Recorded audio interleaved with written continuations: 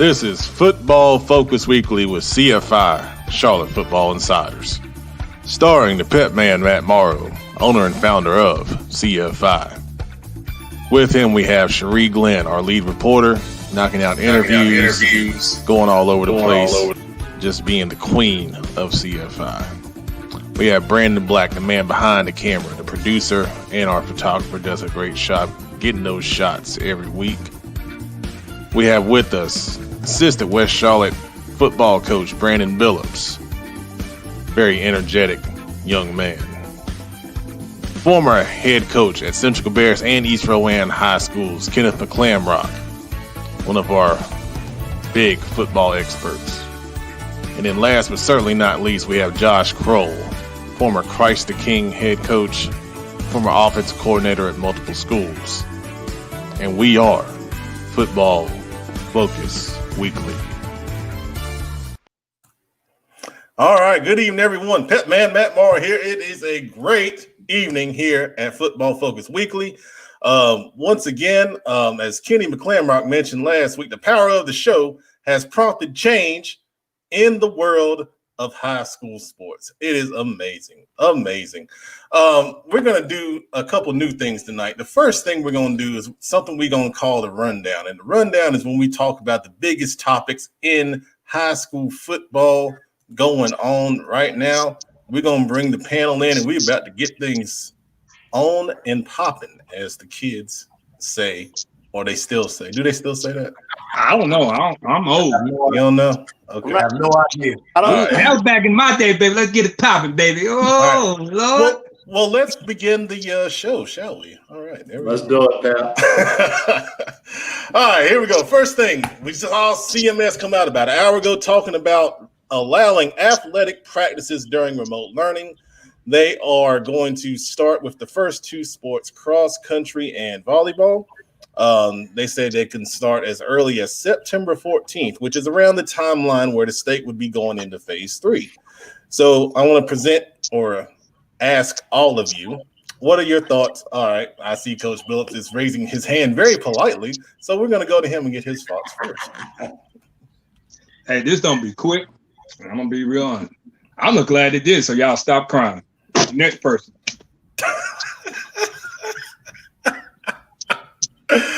So there was a little discussion when I retweeted that out, and there was some different comments made. I'll go solo here on this and then bring everybody back. I'll tell you my thought is, number one, I want to commend CMS. Thank you for providing us a decision, a step in the right direction. When you break down the release, it says that they're going to continue to evaluate how they'll bring back other sports as time goes on. But, this kind of runs contrary to a report we had not too long ago that said that, in remote learning, that there was going to be no athletics at all. So, this is a pleasant surprise. I appreciate CMS going back and reconsidering not allowing, athletics, because as, Coach Billups has mentioned, mental health is really, really a big issue with our athletes. And I talked to a couple athletic directors since our last show, and they mentioned kids are really struggling. They're reaching out. They're dealing with a lot of issues. And with athletics, a lot of the time, in my 13 years as a coach, kids used athletics to get away from some horrible situations at home. And right now, they don't have the option to get away from those things. So, seeing CMS make this step in the right direction, I think is a great sign, for not only our kids, but our coaches, because, the coaches are struggling too. They're crying. They ain't struggling. They're crying. Jesus. I'm calling a spade, y'all. We want to be the most, informed, out of everybody. They crying. That's just called spade a spade. They crying. I think the kids are handling better than the coaches. It's just me being honest. They cry because you want to know why? And Crow will tell you the same thing, because they ain't getting their stipend check, because money talks. Money talk. All right. And you know what, B? Last week I did. I put CMS on the hot seat, I said that, you needed to go ahead and make a move. The ball was in your court. So I do. I commend CMS for jumping out there and making a move and being able to put out a plan that is efficient enough for these kids to have something to look forward to.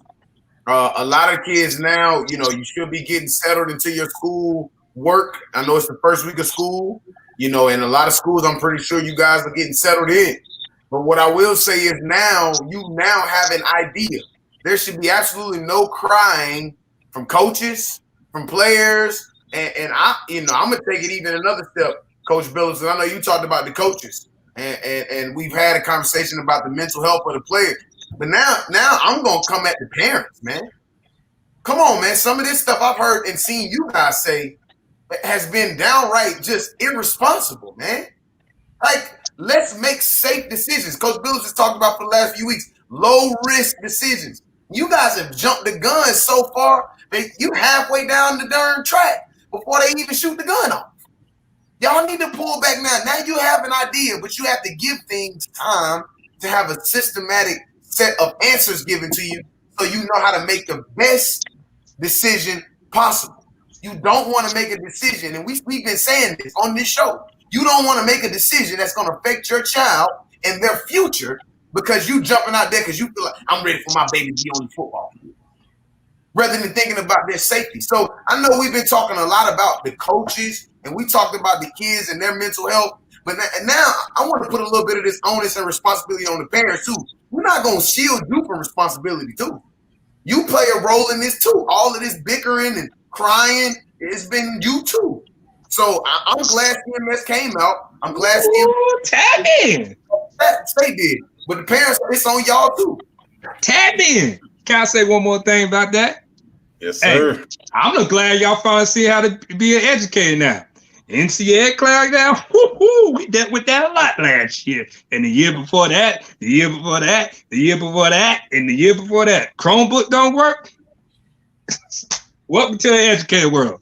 Thank you. Welcome. Appreciate these teachers. Teachers, make your Zoom meeting private. Make them wait in the waiting room so you won't get all these crazy kids getting your Zoom code coming in and messing your class up. All right. Can't feel me. He killed me. Let's go, kid. Yeah. I'm gonna step away for just a second, and let me just reiterate something that we already know, and the people watching our show already know. I want you to notice something, Pep. I'm not very good at math, so you get above 3 or 4, and I'm not very good. But I guess we probably had like 6 or 7 weeks of these shows, Football Focus Weekly. And I want you to notice, almost every week since we began, on Wednesday afternoon, what happens? Press conference from the governor, press conference from the North Carolina High School Athletic Association, Twitter release from Charlotte Mecklenburg Schools. Nobody else yields the power that this show has. Let me just start right there. But I'll tell you what, Coach Crowell, man, you hit on something. I mean, you talk about parents, like parents. Now it's time for you to be the adult. Boy, buddy, let me tell you, parents, kids, my kid's got to play. My kid's got to practice. My kid needs to do this. My kid needs to do that. They need to do it right now. They need to do it 2 months ago. Here's the truth, Coach Crowell, you know this. Parents, there are a lot of parents out there who they see their children as their IRA, their retirement account. Ooh. I'll leave it there. Ooh. All Right. Spicy today. Woo. Yes, a lot of spice in the room. Brown lost last night. Man. I feel great. That made. Well, we're gonna get to that later. All right, Brandon, you got anything on this? I was just gonna say, I think there's power in just having a decision made. Just no matter what the sport, football, what have you, just knowing when you can start and that you can start. There's power in that alone. Just, a lot of kids are out here wondering, will I get to play? When will I get to play? How long of a season would be? So now they have a date and, can move forward. There's power in that alone. And that's why we've been stressing so long to, make a decision. And finally we get one. I can tell you this, Pep. This is what I know for a fact is happening right now across Charlotte-Mecklenburg schools. It's going to happen all night tonight, and it's going to lead in tomorrow morning. Mark my words. Them football coaches and CMS, they ain't going to be teaching their first period class because this is what they're doing. Athletic director, how do I become a cross-country coach? Athletic director, yeah, I got to get my kids out there. Hold on.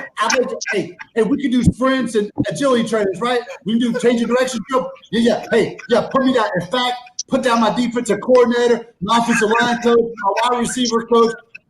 Dang, I can't forget about coach. Yeah. The community guy. Yeah, the one with the Pop Warner League. Yes, put him on the cross. I'll drive the bus. I don't care. I will do whatever needs to be done because our cross-country team is about to be popping, AD. We're about to have 133 guys. Oh, they never ran. They got to run how far? Oh, yeah, we'll be out. Yeah, hey, hold my classes on. I'll talk to you in a minute. Bye. Call me Prefontaine, baby. Because I don't have them boys out there. I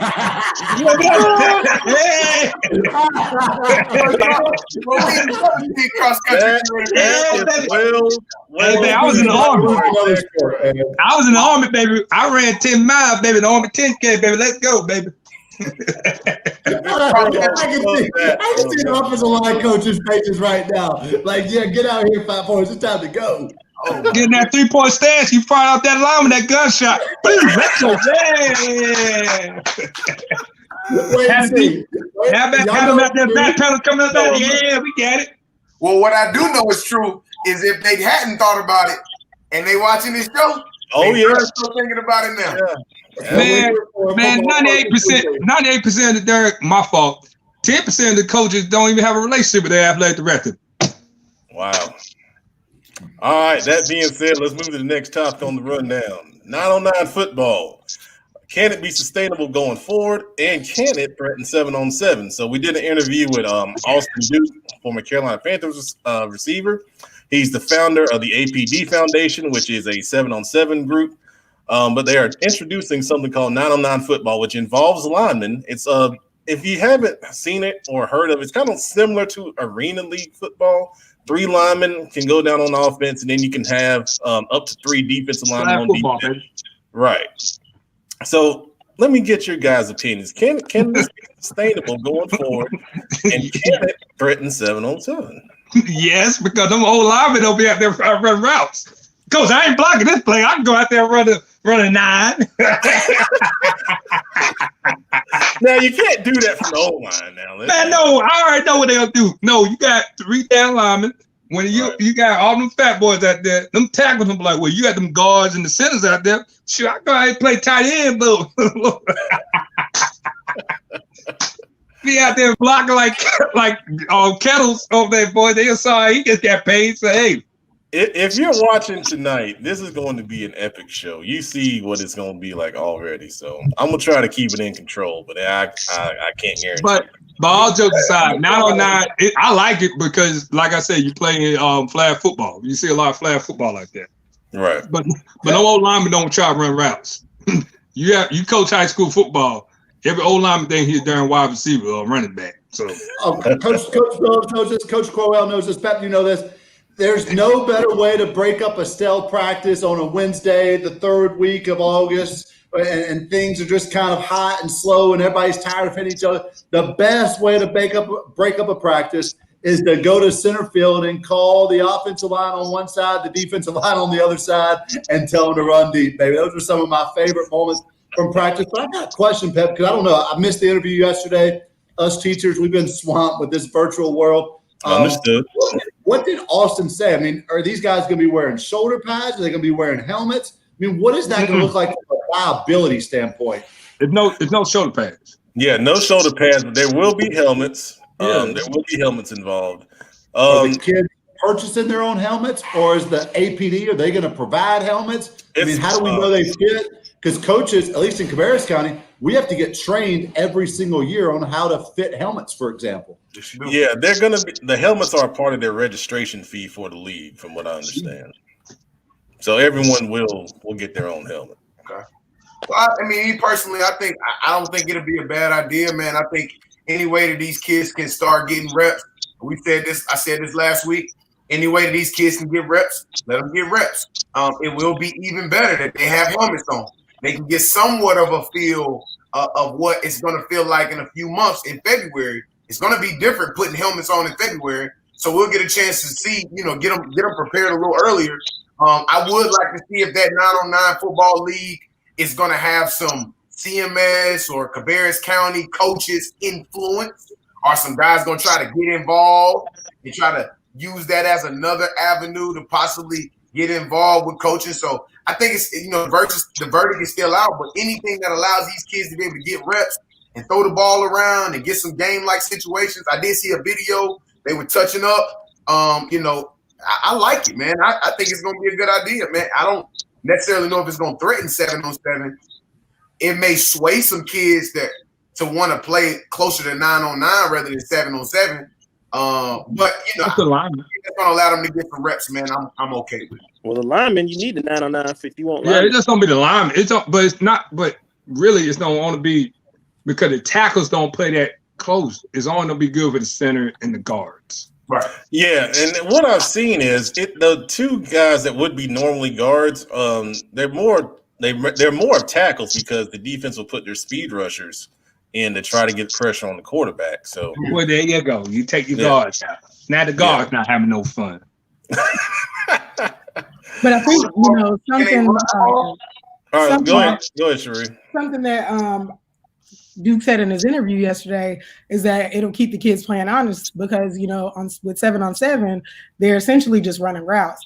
So I think it'll be good for them as far as trying to keep it, like you said, honest and keeping good habits for these guys. I think that'll help them build that as well. So I think it'll be good for them. Very good, very good. I do agree with that. It depends. To answer your question, Crowell, it depends on the league. Like some adult leagues, you only can run on second or third down, something like that. But most of it is still it's the same blocking concept. Okay. So yeah, you can run the ball, but me personally, I think threatening 7-on-7, no, because people have invested in 7-on-7. 7-on-7 is the more sexier version of 9-on-9. You know what I'm saying? I like it because you got to have that. Like you said, you get two guards. You got guards. You have to get big boys out there, and you are experienced. But it's just flat football. Tell you the truth, it's just 9-man. All right, so because we're running behind. We got caught up on CMS, and that's my fault. But we're gonna jump on the next topic on the rundown. We're gonna jump to February football. 2 questions: is it going to be quality football? And then how does it affect the game? All right, Juice Man, you got it. It will be quality football. That's the answer. Question number 1. It will be quality football. Here's why, and I didn't get a chance to talk about this last week because we saw some kids that decided to go ahead and go to school early. And man, much love and respect for those kids, man. I pray safety over you guys, and I hope that you guys have an incredible first semester once you guys get there. But this is going to be an opportunity for that guy that's been sitting behind the guy. It's now your opportunity. You've been talking about people sleeping on you. You've been talking about people not really believing that you can get it done. Nobody ain't giving you enough attention. Okay, here's your opportunity. And when we see those situations where opportunity meets preparation, because it'll all be dependent on how much preparation time these coaches get. And we got some really good coaches here in the Charlotte-Mecklenburg surrounding areas, Cavco, Union County. We got some pretty good coaches, man. And if these guys get enough time to get these kids prepared, it's going to be really good football. Not even quite. It's going to be incredibly good football if these guys get great time to get these kids prepared. Does it affect the game? It affects the game about as much as a sunny day affects a beautiful drive. As long as you can be able to roll the football out and put the football out there in front of these guys, these coaches are going to be fired up. These players are going to be fired up. The community is going to be fired up. And all of these whiny crybabies going to go to the back, and they're not going to have nothing to say no more because it's going to be good football. Just to carry off that, yes, it's going to be quality football. How does it affect the game? Now, this is a big thing. I want to see when they allow football workouts to start, even if people don't start doing it, We already know what's gonna happen. You know, everybody gonna be cross country. We know that. We always try to work the system. No, it's a fact. But another interesting thing that I saw today was NCAA got a big ruling on Friday that they will allow every athlete to have one more year of eligibility, even the guys who are playing in the fall. They vote on Friday about that, and that passes. How many of them guys who say, "Hey, I'm not playing," now knowing that, hey, even these guys they play in the fall, this person will have another year. Do I want to just go ahead and just try to win the high school state championship? Do that matters now? Yeah, so I was reading up on that, and they were saying that they're going to lift the scholarship limits because if it passes, like you said, they got to vote Friday. Yeah. But if it passes, they'll lift the scholarship limit. So I think those kids would be all right if they take the limit off. I guess only the big names like Drake, Power, Shipley. But you got me from little West Forsyth or something like that, or East Forsyth coming out playing. I'm play. Hey, I don't play. No, but you got. I'll wait for it to say something. I'll wait for it to say something. No, but you got somebody coming from one of these little guys, like a 3-star. You got a 3-star who probably don't be redshirted, or they telling these guys to stay. Like that could be. Those conversations could be happening. Absolutely. Like I think, like Pryor, he got a chance. Like Pryor, how much do Shipley really got a chance to play? Not saying nothing bad about Will because it's Clemson. You got 5 stars just coming out, raining down on me over there. You know what I'm saying? Like it just them the conversation you got to have. And you just can't be greedy as a coach. Good point. Good. Coach. I think Coach Doug got me off. Coach Crowell hit it out of the ballpark. I mean, I do believe it's going to be quality football. It may not be the same type of quality football that we're used to seeing in the past couple of years, but at the end of the day, a couple things are true. Very few kids graduate early. 2 years ago, I had the first Cabarrus County athlete to enroll in January, in Derek Boykins. Another kid from Central, the Halley kid, ended up early enrolling at Appalachian. That was the first time of all the great athletes that have come through Cabarrus County over the years. They were the first 2 early enrollees. So the truth is, while Vance has a couple, while Huff has a couple, while Mallard Creek might have a couple, the truth is, as a whole across the state, there are not a lot of high school seniors who will graduate early. And for the majority of the schools who do consistently have those early enrollees, like a Huff, they've got so many guys waiting in the wing. The quality of football is still going to be pretty high. I'm not worried about the quality of football. The smaller schools, like Coach Billups was just saying, those guys are going to be all out. They're going to be there. Now, what I will question, what I do wonder, is how will colleges deal with guys allowing them to play after they sign their national letter of intent? Over the years, we've seen the East-West game really change because colleges would not allow their student athletes who had signed NLIs to play in it in July. Now, I had a kid 2 years ago whose junior college in California, a non-scholarship college, did not want him to play, and they basically told me he couldn't. We played anyhow. But it'd be interesting to see how that works out. But I think the quality of play is going to be fine. I'm not worried about that. The majority of schools are not going to be affected by this. The majority of schools have less than 1 scholarship player every single year. And a lot of schools don't even have that. So I'm not worried about the quality of competition at all.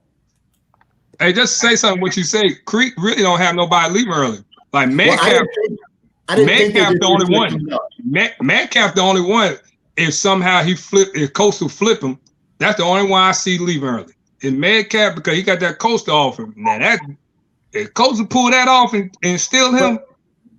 But does Coastal have early enrollees? Now you got to remember these colleges have to have that. No, I think they do. I think they do. Not right now. They don't. Because we got a young girl who works in the that used to work for us that works in the athletic department, and right now there you go. But that's my biggest steal. That's going to be the steal of the recruitment. If they get him from Middle Tennessee State, Coastal won. Quarterback. I'm not mistaken. The quarterback from Vance is committed there too, isn't he? No, yeah, I think I've been hearing Ivy League. I've been hearing Ivy League.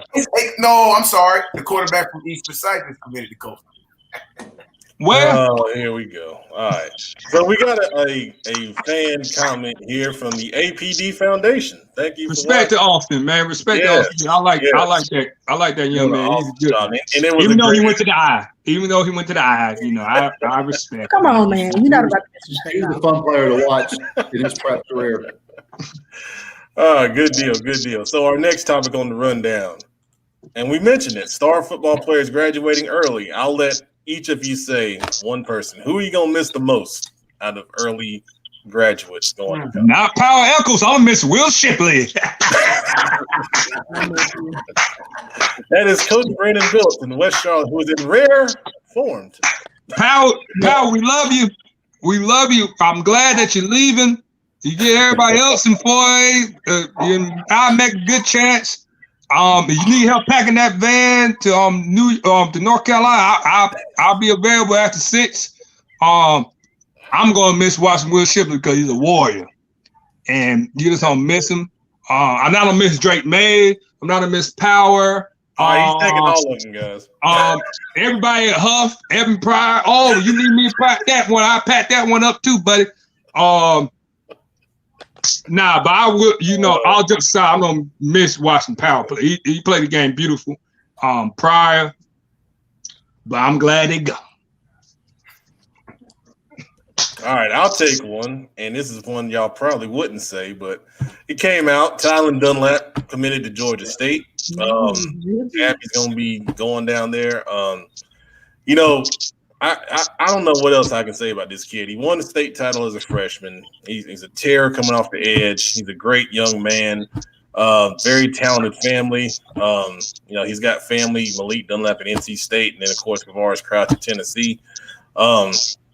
You know, I wish him the best. We're gonna miss him. You know, overall for Allegheny. He supported all the sports. He was at basketball games. He was at track meets. You know, just a great kid, man. So that's mine. I'll miss him the most for sure. Our former guest host from last week, Joe Hughes, has got one. Dontavius Nash from Hunter Huss. Definitely concur with that. Really, really great kid. Watched the show last week. Thank you, Dontavius, for that. Who else has got one? Yeah, I think it's once again it's the smaller schools, the Huffs of the world, the Vance of the world. They're going to be able to replace those guys because they've got guys on deck. It's the smaller schools, it's the 3A schools, it's the 2A schools. You know, obviously, I think at a Central Cabarrus, you got a kid like DeAndre Boykins. When he leaves, I mean, he does so much. He does so much from special teams, from defense, offensively. He can play so many different positions. I mean, losing a kid like him at a 3A level is really like losing 5 or 6 positions because the kid does so much. It's the smaller schools who have that one kid that they have every couple of years that's really going to be affected by spring football. Absolutely. Well said, Coach. Okay, I would say my true one I'm gonna miss. I don't miss Eddie Shapitsley on Providence. He going to Arizona State. That kid is a workhorse. I love coaching you the past 2 years, Eddie. You were my guy. You always with the energy guy. You always don't give me one penalty, get me in trouble, get me yelled at. You made me the greatest kicker/punter coach ever to grace Charlotte. Oh, Coach Phillips, I tell you. Brad Stubbs, that is one of the fans of the show. Thank you for commenting, man. Scene right there with Riley Stubbs, the great kicker from Hickory Ridge. Speaking of Hickory Ridge, coming up next on the show is going to be Hickory Ridge head coach Jupiter Wilson once he gets ready backstage. Once he gets ready and he's ready to come on. He's putting the oil in his beard, Pap. He's getting that beard looking fresh. Ken. What he's doing. Ken get your ass all them questions. I'm not so sitting in the back with my teeth. There's a lot of spice on the show tonight. A lot of spice. Nah, I'm Zen master, man. I'm in Zen mode. Pal, best of luck to you, baby. Sprinkling spice on everybody. Pal, best of luck to you, man. Cannon Jr., let's go too. Let's go to school early. Yes. All right, so we're going to jump to our last question on the rundown before Coach jumps on. So 7-on-7, does it teach bad habits, number one? And then what are the positives and the negatives of 7-on-7?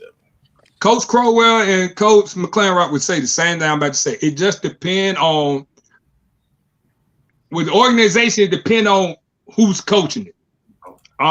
School wise, even the schools do bull job right. They'll run them 2-yard unders. Like, you're not gonna run it in a real game.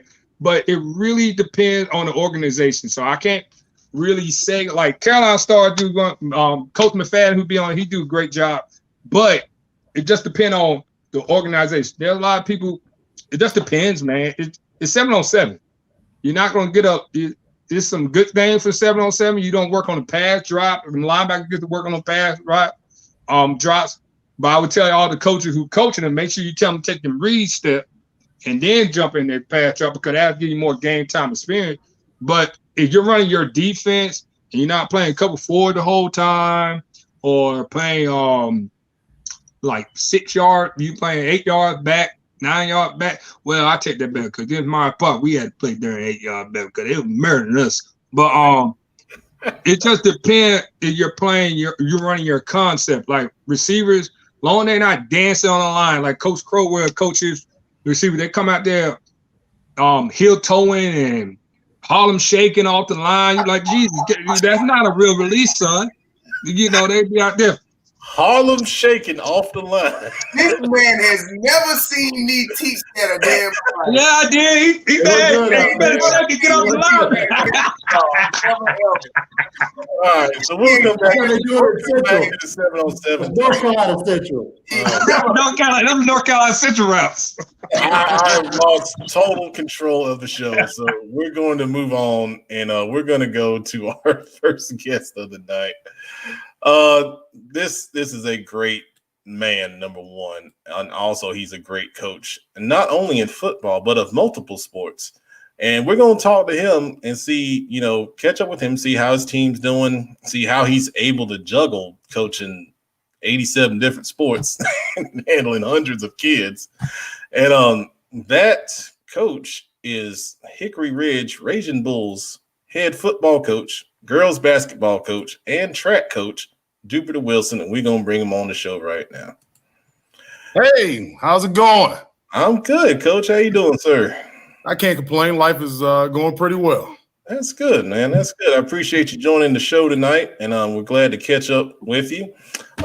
So first off, I want to say congratulations on being the coach of so many teams. How are you able to wear all those hats and manage all those different types of athletes and kids? It's all about time management, and one of the things I always tell people as it relates to football, basketball, track, the most important thing that you want to be able to do as a coach is just form relationships with people. And so one of the things I try to pride myself on as a coach is that I think I can, reach that young lady, can reach that young man in ways that maybe other people can't. And then whatever that sport is, whether it's football, whether it's basketball, whether it's track, those things follow. And I think for me personally, whether it be in any of those sports, it just kind of happened. I remember my first year at Vance High School, I was the head track coach and really didn't understand anything about it. But by year 3, my boys team had won a state team track title. And that was coming from a guy who had never technically coached or anything with track ever in his life. But I was able to form those relationships with young men and young ladies, and it manifests itself on the track. And it's going to happen in the same way in the realm of football and girls basketball. Well said, Coach. Well said. Good stuff, man. So I want to ask you, we were talking about, football moving to the spring, and we talked about different schools losing some seniors to graduation, early graduation. Do you expect all your seniors to come back and play this upcoming season for you? Yes, for the most part, I may lose my safety, Tyrell Davis. Have some couple talks about it. I don't know if it's finalized, but he may be one I lose, but everybody else is going to be here. So one of the things that I look forward to, got some seniors that could be some D2, maybe a lower tier FCS, and a lot of my bigger time players and my Power 5 guys are my sophomores and my freshmen. So, kind of bad for some of those other schools that are losing players to that deal. And they got to do what's best for them. And, I look forward to seeing all those guys from the 704 represent college football. But for me personally, that's not going to be as big a deal as it looks like it's going to be for some other schools. All right, good stuff. And Tyrell's a heck of a player, man. Just interviewed him. Yeah, he's a great young man. On top of that, we got one fan tonight, Coach. I think you know that guy. I will tell you that none of our guests get paid, so that is not true. No, I think he's making a point about me coaching 3 sports, making that. Oh, yeah, well, good point. Good point. That is true. Well, a little bit. The stipend ain't, Yeah, but so you don't make a lot of money coaching, but you just do it for the kids, man. That's why we all do. Absolutely, man. What advice, and we kind of talked about this before, what advice would you give kids right now that are looking to get offers and get recruited in this pandemic that we're in? I said it to my football team maybe about a week or two ago, and a lot of kids are out there putting I'm working in silence and, all these type of different things. And, I'm pride myself on trying to be a humble guy and don't really say much. But in this day and age, man, where coaches are on Twitter or whatever the case may be, you don't need to work in silence. You need to really just work out loud. So anywhere that you can post yourself doing, crazy athletic feats, you can get with that trainer to, technically do a combine on your own, run the 40, shuttle, things that show your athletic ability. Those college coaches take notice. I had a conversation with one of my seniors, and he posted a video of him doing a 360 dunk. And literally once I retweeted it, 5 seconds later, I got a text from a college coach who had already knew the kid, but, pretty much wanted to know a little bit more because of what he saw. So, I tried to, reiterate to my guys, hey, academics, all those type of things are going to be important. But in this day and age, man, you just need to put yourself out there and not be afraid what may come. So if you got some stuff that is good and stuff that people want to see athletically wise, go ahead and post it, put it on tweet. And, you got your high school coaches and, I pride myself on, forming those relationships with those coaches and, you just make sure you stay in contact with your high school coach about the connections that he's making. Well said. Great point, Coach. And we're going to touch on that topic a little bit later. So we're going to take some of your feedback right there and share that once again. I want to step back a little bit. So you were a star offensive lineman up in North Carolina, the Tar Heels. What prompted you to get into coaching in the first place? I think for me, once my college career was over, I had a couple stints, had a trial with NFL, and then I played arena ball for about 2 years in the Georgia Force, and I played for another arena team out there, and then I played for the Macon Knights, and then I moved out here to Charlotte. And, pretty much my goal once I graduated was to teach and coach. And so I got an opportunity to coach at New Bern High School. I kind of got my feet wet from there, and then went from Monroe, worked for Johnny Sowell, actually kind of probably the reason why I'm coaching 3 sports right now. He's been doing it for a long time. He is the GOAT of that. And then went to Vance, went back home to Hickory High School. I was the head coach at my old high school, and came here to Hickory Ridge and, been here. This is going on my 3rd year. And I just enjoy, as most coaches do, just the relationships that you form with the kids. And a lot of times what we give to the kids, a lot of times they give back to us. And that's, just that peace of mind, just that mentorship that we get when you just see a young man or young lady just reach their potential and that you had a part in that. Very good, Coach. Very good. That's a great little story right there, man. We're going to bring in our resident coach, Kenny McClamrock, a guy you may be familiar with, and he's got a question for you. Coach, what's up, brother? What's up, man? How you doing? Man, I'm living good, brother. Living good. Let me tell you, I just checked Twitter, and you won't believe it. Harrisburg High School just tweeted out that Jupiter Wilson was just named his 4th head coach. He's the new cross-country coach. Coach Wilson, man, I'll tell you what, the stuff that you have, when I found out that Coach Wilson just got his 3rd job, I called him up and I said, who is your wife? God, no, man, who is this lady? She's awesome. Coach Ben, I love and I appreciate you from a distance, man, regardless of what school you're at. Because I know how important relationships are to you. I know how deep of a bonds that you create with your players, man. What is your best non-football moment with one of your former student athletes, man? Like, what's a time where you just step back and say, And that's what I do this for. That's why I give up so much time. That's why I spend so many hours. That's why I'm away from my house so much. Yeah, I had a quarterback at my former high school that, you know, kind of we butted heads a lot. His name was Jackson Childress, and a really good football player, really good kid. But, you know, just kind of had some of those things that I felt like as a coach that I wanted to get out of him. And there were some things that he fought. And, you know, you move away. We weren't really that good during the time he was there, I was there. And, you know, you look at it as kind of being a failure for me and that young man. But about a year ago, he put it on. He actually texted me, and he said he was in class in college, and they asked him who's one of the persons that had the most influence on your life. And he sent me that text, and he said, "Hey, Coach, I know we butted heads. I know, you know, all these type of different things. But he said, I just wanted to let you know, Coach, that I really appreciate you and all that you did. And sometimes you feel like you can't reach a kid, or you're not reaching that kid, and that kid doesn't really get what you're saying. And just to have him send me that text, it was somebody that I haven't talked to in a while, probably about 2 or 3 years. And he sent me that text, and, you know, just kind of being able to form a little bit of a deeper relationship. So, you know, I've talked to him a couple of times. He's found a good job, and, you know, just those type of different things. And that really just struck a chord with me, because a lot of times as coaches, we have those kids that sometimes we feel like we can't reach. And then what we realize is those seeds that we're planting over and over and over and over again, they'll really, it'll manifest itself. It may not be in the time that we see it, kind of doing this kind of preaching deal, but over time, it may be 2 years from now, maybe 3 or 4, but those things will really, really come out. And that's just something that sticks to me, man. I love that kid, and I wish him the best in his future. If I turn my mic on, there we go. All right. So that's beautiful, Coach. That's beautiful, man. Got a comment there from Mr. Gary Richmond.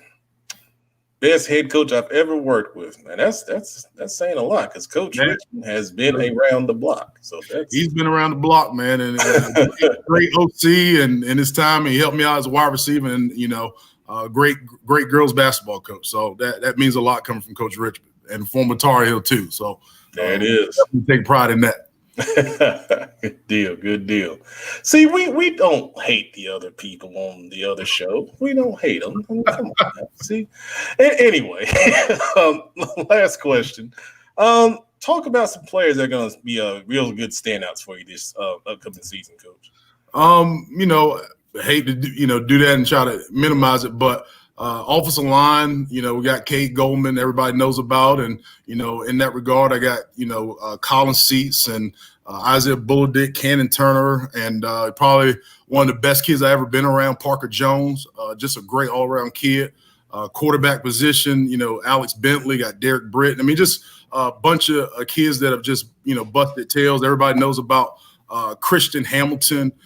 You've had Saban McLaughlin on the show. So on the defensive side, you know, we got, you know, pretty much our whole secondary back, Jalen Walker, Alex Smith, Tyrell Davis, you know, Carlton Hunt. We had Neil Hunt that, you know, got hurt a little bit, and, you know, he's going to come back, and Jakari went. I mean, there's a bunch of kids that I'm excited about. Cooper Williams, we got a great kicker that everybody knows about. So, you know, just overall, I think we have a really good team that's poised to make a really deep run in the playoffs, and, you know, really make some noise in that 4A state title run. And so, you know, I really think that as a team, we got an opportunity to do that. It was really tough to lose that game to Glenn last year, 12-11.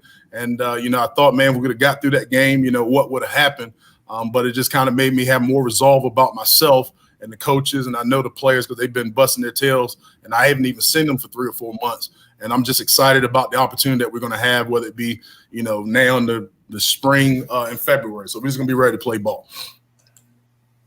Excellent. You named a lot of talented kids, man. A really talented team over there in Hickory Ridge. I lied. There's one more question, and that is from the Queen of CFI, Cherie Glenn. So we're going to bring her in. All right. Hello. How you doing? I'm good. How are you? Doing well. Okay. So you talked about Alex Bentley, and I got to watch some of his tape earlier. He's got a strong arm, and he has the ability to come in and be a leader this season. So what are your expectations for him? He's been a starter for us on the JV team for 2 years, and he won a lot of games. I think his overall record is like 16-2. As a JV starter, probably could have played some varsity in that regard, but my expectation is just to go out there and play free. Just having conversation with them, Zoom, and those type of deals.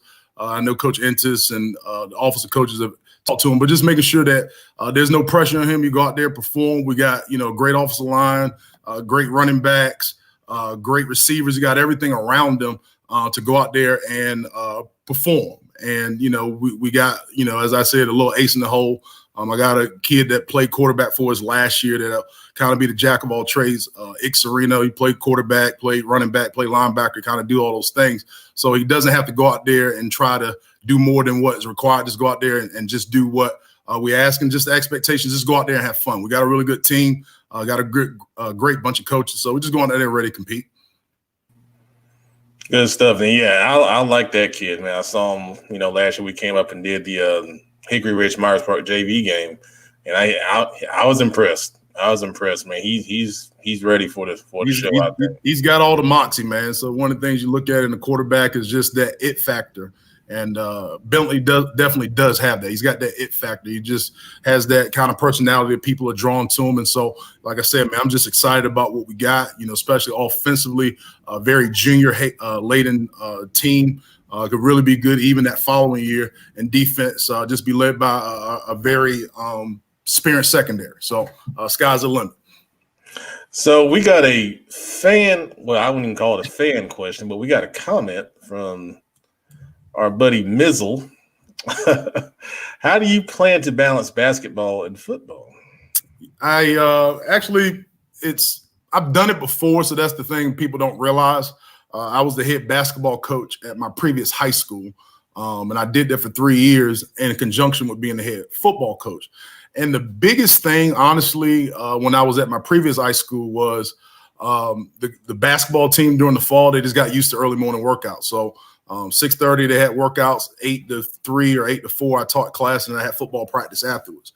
Because we start school so early, I've been on Zoom meetings with both teams, girls basketball and football, pretty much for the last 2 months, man. And then just talking about basketball, those girls are great. They're busting their tails. They're at every Zoom meeting, and we talk about once a week. We post a goal. Those girls do it, and I pretty much told them that during football season we'll practice about 6, and everything else that'll take place, we'll do all. We'll still do a team camp. We'll still do spring, workouts. Anything that a girls basketball team or basketball team will do in general, they're going to get done. I'm not going to shortchange football. I'm not going to shortchange girls basketball. I've done both for a long time, and I'll continue to do both. I just really enjoy just having those relationships with young people, and it just keeps me young. So long as the girls can understand that we have late practice, as long as the guys can understand in the wintertime things may be a little bit different, everything will work out. Very good, very good. So, did you ever listen to the Tom Joyner Morning Show? My father-in-law always did it because I know he always went to the Tom Joyner cruise, and he always talked about Tom Joyner. I heard it a little bit, but not every morning, maybe every once in a while.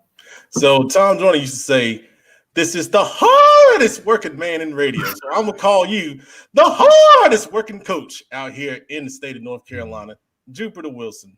Man, I appreciate you coming on. And y'all, please don't turn that into a meme or nothing, because I know how y'all are with the internet. So just let that go. Coach, once again, man, thank you for coming on. And we'll see you again soon. And this is one less thing you can pick on me on about now. So. Oh man, it's all good. I love, man. I appreciate you having me on. Appreciate being able to talk about my Bulls, man. Absolutely. Thank you, Coach. Not a problem. All right. So that was Hickory Ridge head coach Jupiter Wilson. Just a great, great man and a great coach. We got a couple comments right there that we're going to throw up before we move on.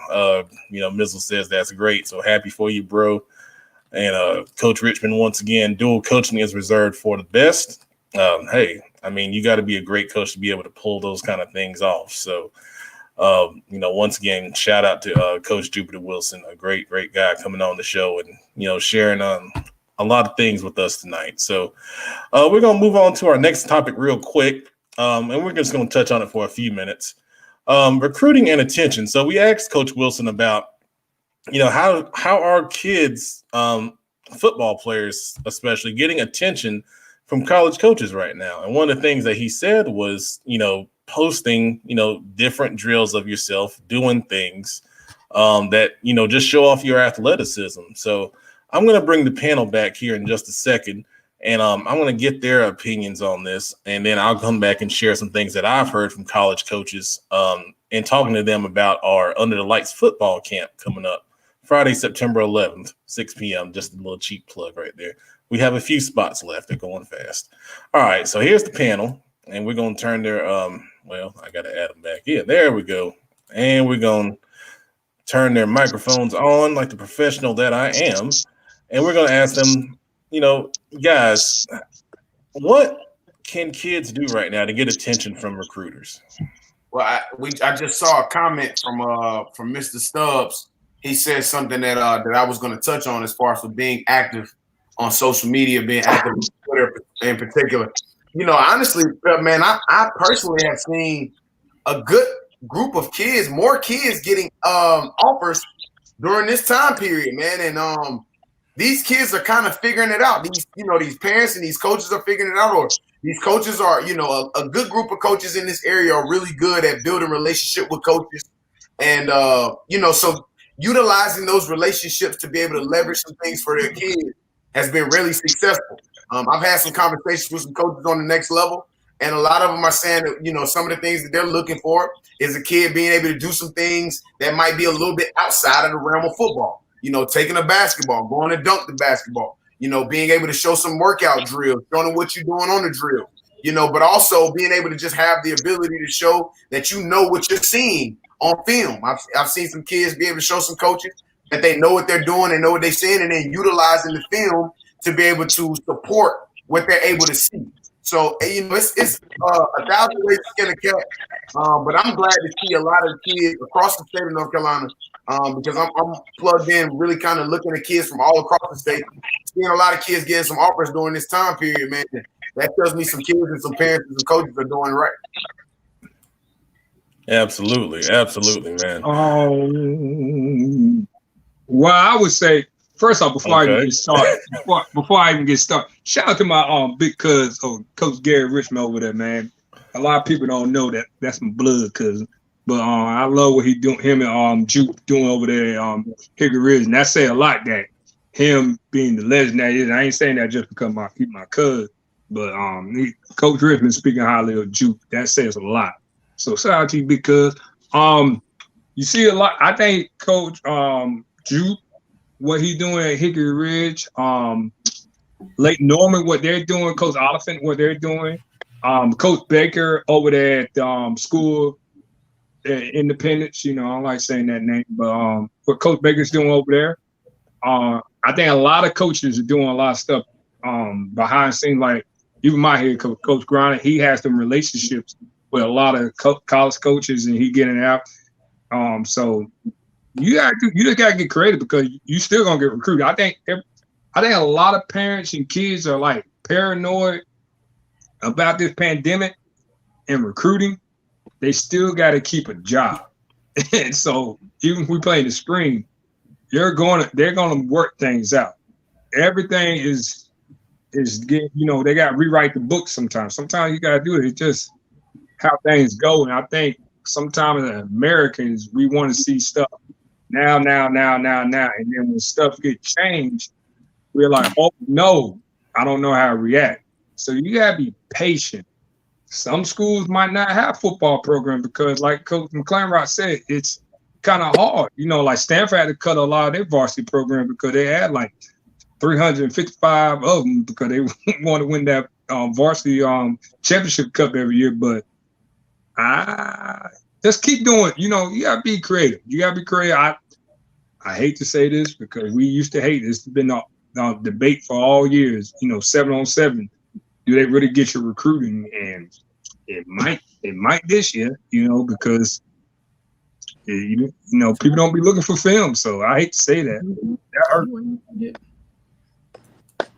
All right, some good points. Cherie, did you have something? Well, I was just going to say, 7-on-7, 9-on-9. Those are good opportunities for these guys to get some sort of film. So, like you said, any way that you can put yourself out there, you should definitely do it because coaches are, looking for you to show your expertise. So, any way you can get on film, do it. Well said. Yeah, go ahead, sorry. Coach. I think all this has already been said. A couple things to not do. No college coach cares about watching you single rep max on the bench press. Everybody cares about slow strength. They want to see explosive activities. They want to see explosive moves. They want to see the jumps. They want to see the 360 dunks. They want to see you stand in broad jump. They want to see you 3 jumps in a row and get to 10.5, 11 yards. Do those types of things. Work on your skills. Obviously, your skill sets, just like you would at a camp or at a combine, individual stuff, and put it out there. I think you got to be your biggest advocate. As a student athlete, you've got to be following coaches on Twitter. As a student athlete, you've got to be tagging them in tweets. As a student athlete, you have got to do your part. You've got to be contacting colleges. Every single college in America has a telephone number to their field house. They've got email addresses to their coaches or to a football staffer. You've got to advocate on behalf of yourself. 20 years ago, my first experience with the recruiting was trying to get my kid brother a college scholarship for wrestling. And I sent out an email. I went to every single college in America that had wrestling as a scholarship program. And I sent an email out to every single coach in America. And sure enough, my brother ended up going to school on a wrestling scholarship. It had nothing to do with his high school coach helping him out, as good of a coach as he was. It was because I put forth the time and I was willing to do the lead work myself. You got to do the lead work yourself. Those are some great suggestions and words of wisdom. Jamie Richardson, one of our most dedicated viewers of the show, is exactly right when he says email.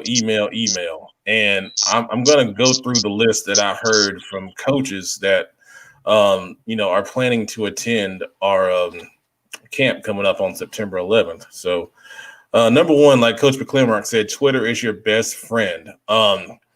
Tagging the schools and the coaches, especially the position coaches that are at the school that you're interested in. They may not respond to your tweet, and you tag them, they have no choice but to see it. And then explosive movements when you're doing the workouts outside, position-specific drills when you're working outside and filming yourselves, getting those out. Having your huddle highlights, number one, accurate on your Twitter profile. You got to link it in your main profile right under your name. Have your huddle highlight link right there. Got to be from the most current year. And then on your highlight, put your best plays first. The coaches are looking at hundreds and maybe thousands of kids. And if your best highlights are 2 and 3 minutes in, most likely they're never going to see them.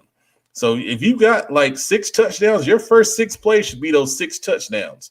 If you run somebody over and, it's impressive, that needs to be early on in your film because you've got to grab coach's attention. And if you don't grab him in that first probably 30 to 45 seconds, you've lost him. And you may only get one shot depending on, the coach you're looking at and the school you're looking at. School website questionnaires.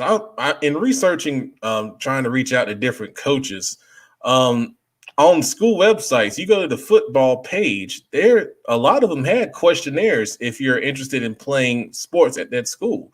That's the first step. Fill out that questionnaire, and you'll probably start getting either something in the mail, you may get an email, they may reach out to you on Twitter in a DM.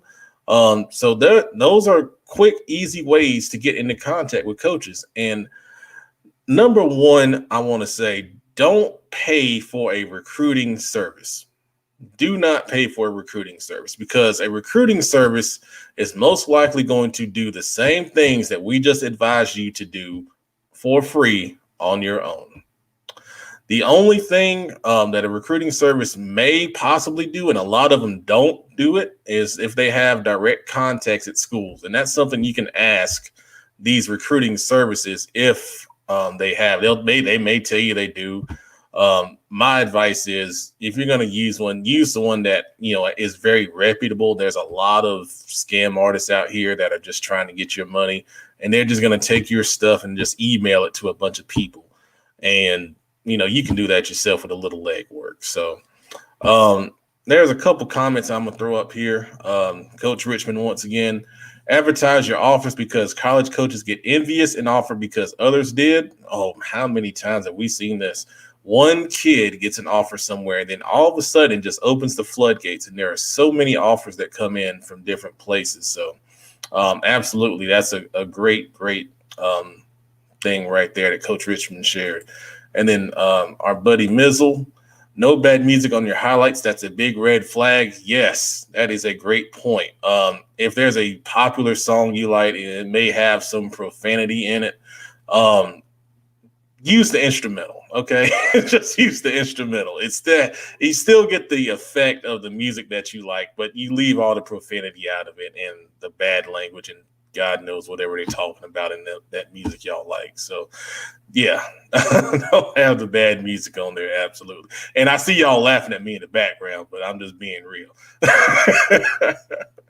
I see some comments being made. You got 3 plays to grab their attention. They're not watching more than 90 seconds from Coach McClamrock. Totally agree with that. Coach Kroll saying build relationships with player development coaches.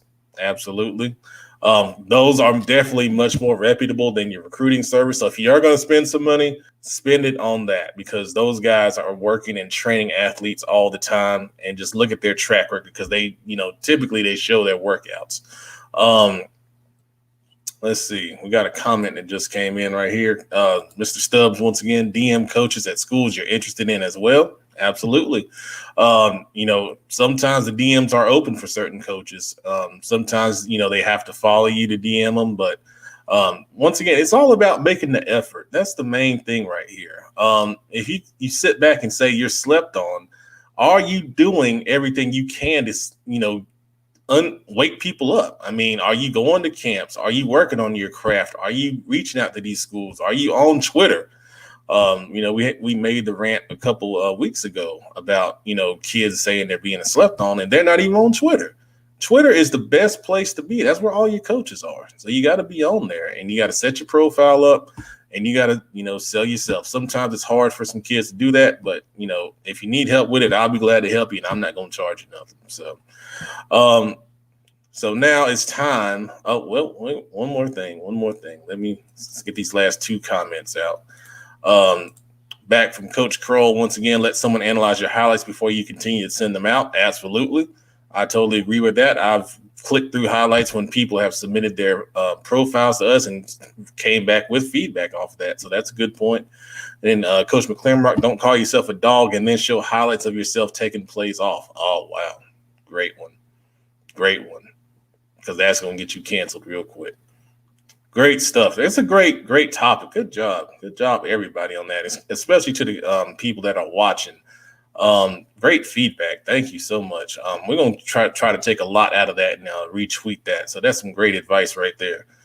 All right, so now it's time for everyone's favorite segment on CFI because for a long time it was our only segment. Now we got more segments, but it's still everybody's favorite.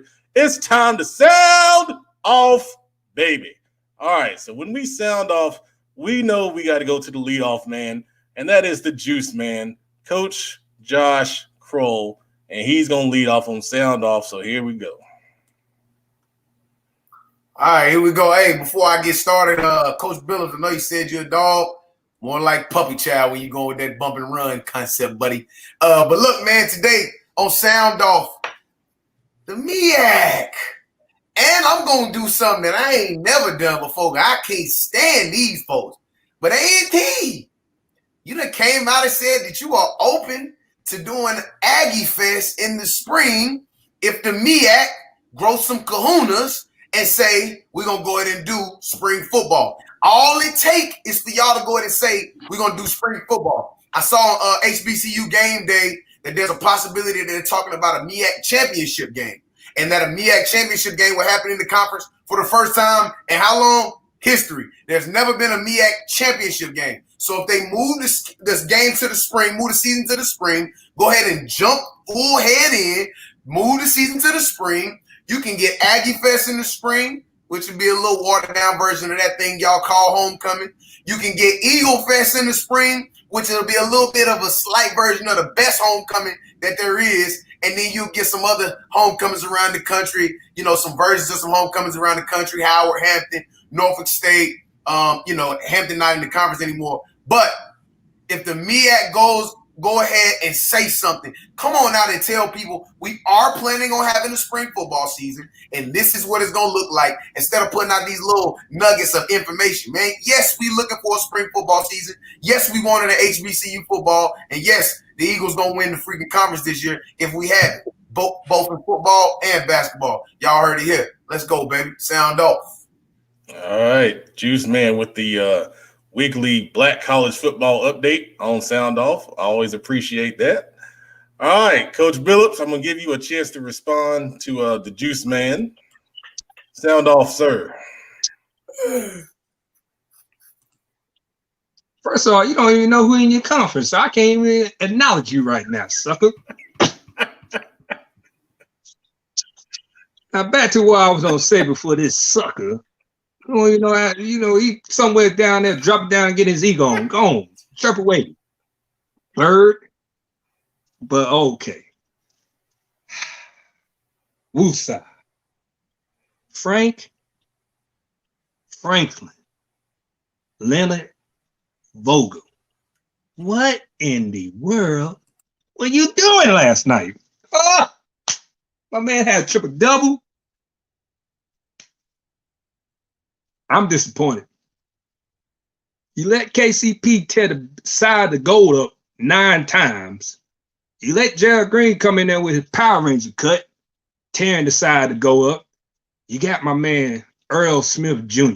on the sideline with his pants tucked in his socks, dude, waiting to get a call to go out there, do a 360, throw a three-pointer up. But you never let him in there. You played Dion Waiters for 35 seconds. I counted it. You let AD shoot threes like he during Steph Curry. He looked like Lawrence Curry. Now, Frank, you got one more time. I want to see Earl Smith Jr. out there. Don't take cues out. And you sometimes just look at Jason Kidd and say, hey, do you think this is a smart decision? If he said yes, then let it ride. He said no, don't do it. You're not in Indiana no more. Larry Bird's not here. We want you to win this series. I'm tired. And then y'all got Caruso out there getting put on ice skate by Dame Lillard. Oh, my God. Darn you, Patrick Beverly. I'm upset. But you better win this, or I'm coming for you. You need to take your butt back to Kentucky and go back to neurosurgeon school. I'm done. So I'm very happy that the Lakers lost. So your tears of salt are. I don't cry. I'm a warrior. I'm disappointed. I'm disdained. Disdain. Ooh. Disdain. A lot of disdain. I got a lot of. I dislike Frank Vogel today. I tell you that. You and a couple million of Lakers fans are in the same boat. I'm not a Lakers fan. I'm just a LeBron fan. I jump on the ship. You know, I'll tell you the truth. At least I'm on it. 84, baby. 84. I might sound off on that because I hate that. I don't care. I don't care what you sign off on. This is my. Let's go to Sharif. All right. Thank you, Coach. Sharif. Go ahead. First of all, I'm going to need you to stop being a hater, Matt, on my boy. But my sound off is to the Portland Trailblazers fans and also the Orlando Magic fans, because you guys, you won your game, so you're all hyped. I'm need everybody to calm down because LeBron's going to do what LeBron's going to do. I'm not a Laker fan either. I'm a LeBron James fan. And they're going to come back and they're going to win this series the way they know how. And y'all got Milwaukee over there, Orlando, so I don't really think there's a chance you guys are going to beat them. So I just need y'all to calm down. And Matt, I need you to calm down as well. Yeah, I'm going to address this in a minute. All right, let's go. Producer Brandon Black. Another Lakers fan. Sound off. Indeed. You know, I was quite displeased about yesterday. But you know, it's only one game in, so you know we got a long ways to go. So I won't throw in the towel off of one game. And kind of got a conglomerate of things here. Also, it came out recently that at NFL games coming up, that masks will be required, limited seating, no mascots, no cheerleaders. So I'm just really curious what some of these games and broadcasts are going to look like. Like, is it going to be quiet? Are they going to pump in artificial noise? It's really curious because I think it's too many seats to try and put up these, these screens and stuff like the NBA games and the MLB games. So, and then are you going to have people fighting in the stands because someone took their mask off, someone got too close? I think you can really get very interesting, and I'm just really curious to see what this going to turn out, especially with guys opting out and things. And then I want to point out, also I want to shout out the MEAC for finally announcing that they're going to get their 6-game season in, SWAC as well. So we both know it's a well-known fact that HBCUs really depend on football revenue among other sources. So it's good to at least get a 6-game season in. But also got to point out a slight piece of misinformation one of my colleagues threw out about who has the best homecoming. It's well known that the A&T Aggies have the best homecoming out there. I'm sure. Hopefully someone comment and just confirm that for me. Thank you. I'm done. The looks and I wish y'all could see backstage, man. I tell you. Okay. All right. So first off, these bronze sexuals kill me. I mean, come on, man. Why are we following? I mean, he's a great player, but why are we following a man from team to team? I mean, come on now. I mean, really? That is one thing I just can't stand.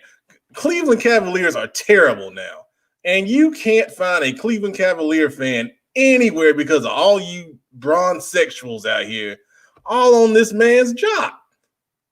And why? What? We're gonna talk about old school stuff later on, but dang on, man, really? Come on, man, support your team. You're supporting a man. I mean, really? That's crazy to me. Anyway, my real sound off. I was prompted to address that, but my real sound off is about and I'm going to be positive this week. It's about CMS, and I mentioned earlier in the show that I had a couple of discussions with ADs earlier and within the past week about different things. And we've ragged on CMS a lot, but I commend them today for them coming out with this decision, making a step in the right direction. I think some guys and coaches want a little more, but we got to stair step this thing. I mean, we're in a pandemic. We got to be patient. We got to work through this stuff. But compared to what was said previously, that there wasn't going to be any athletics and remote learning, for me, it's a positive step. And the kids need positivity. They need something to believe in. They need a reason to keep going.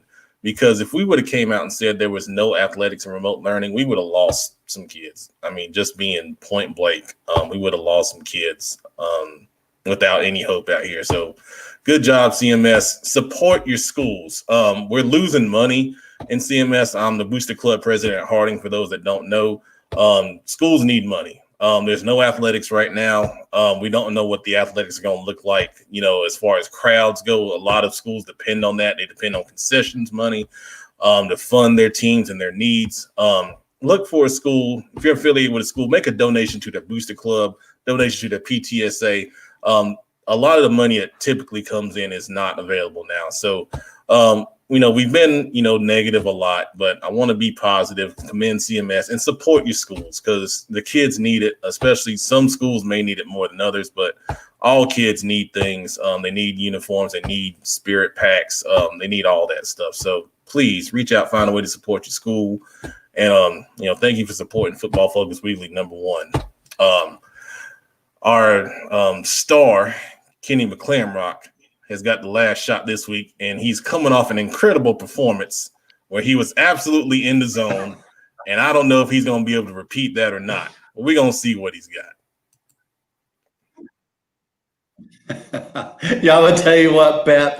I may not have last week, but this is what I had this week. In all seriousness, I've got a major shout out to all the students, all the teachers, and all the administrators who have gone back to school this week in a completely different format than you've ever experienced before. For a lot of us, Cabarrus County CMS, we're in 100% virtual. For schools like Union County, they're in some type of more plan B where like a quarter of the kids are coming every day. So they're like 3 kids in a classroom or something. But major shout out. Teachers are doing stuff they've never done before. They're setting up stuff online, using online platforms like Zoom or Microsoft Teams or whatever other platform there is to teach their classes. They're trying to create stuff on Canvas. They're trying to get everything ready to go. All the while, they've got their normal lives to live. And the class that they've taught for years and years and years and years is drastically changed. While the material hasn't changed, the way that they produce the material and the way that they present the material has drastically changed. Shout out to the students, man.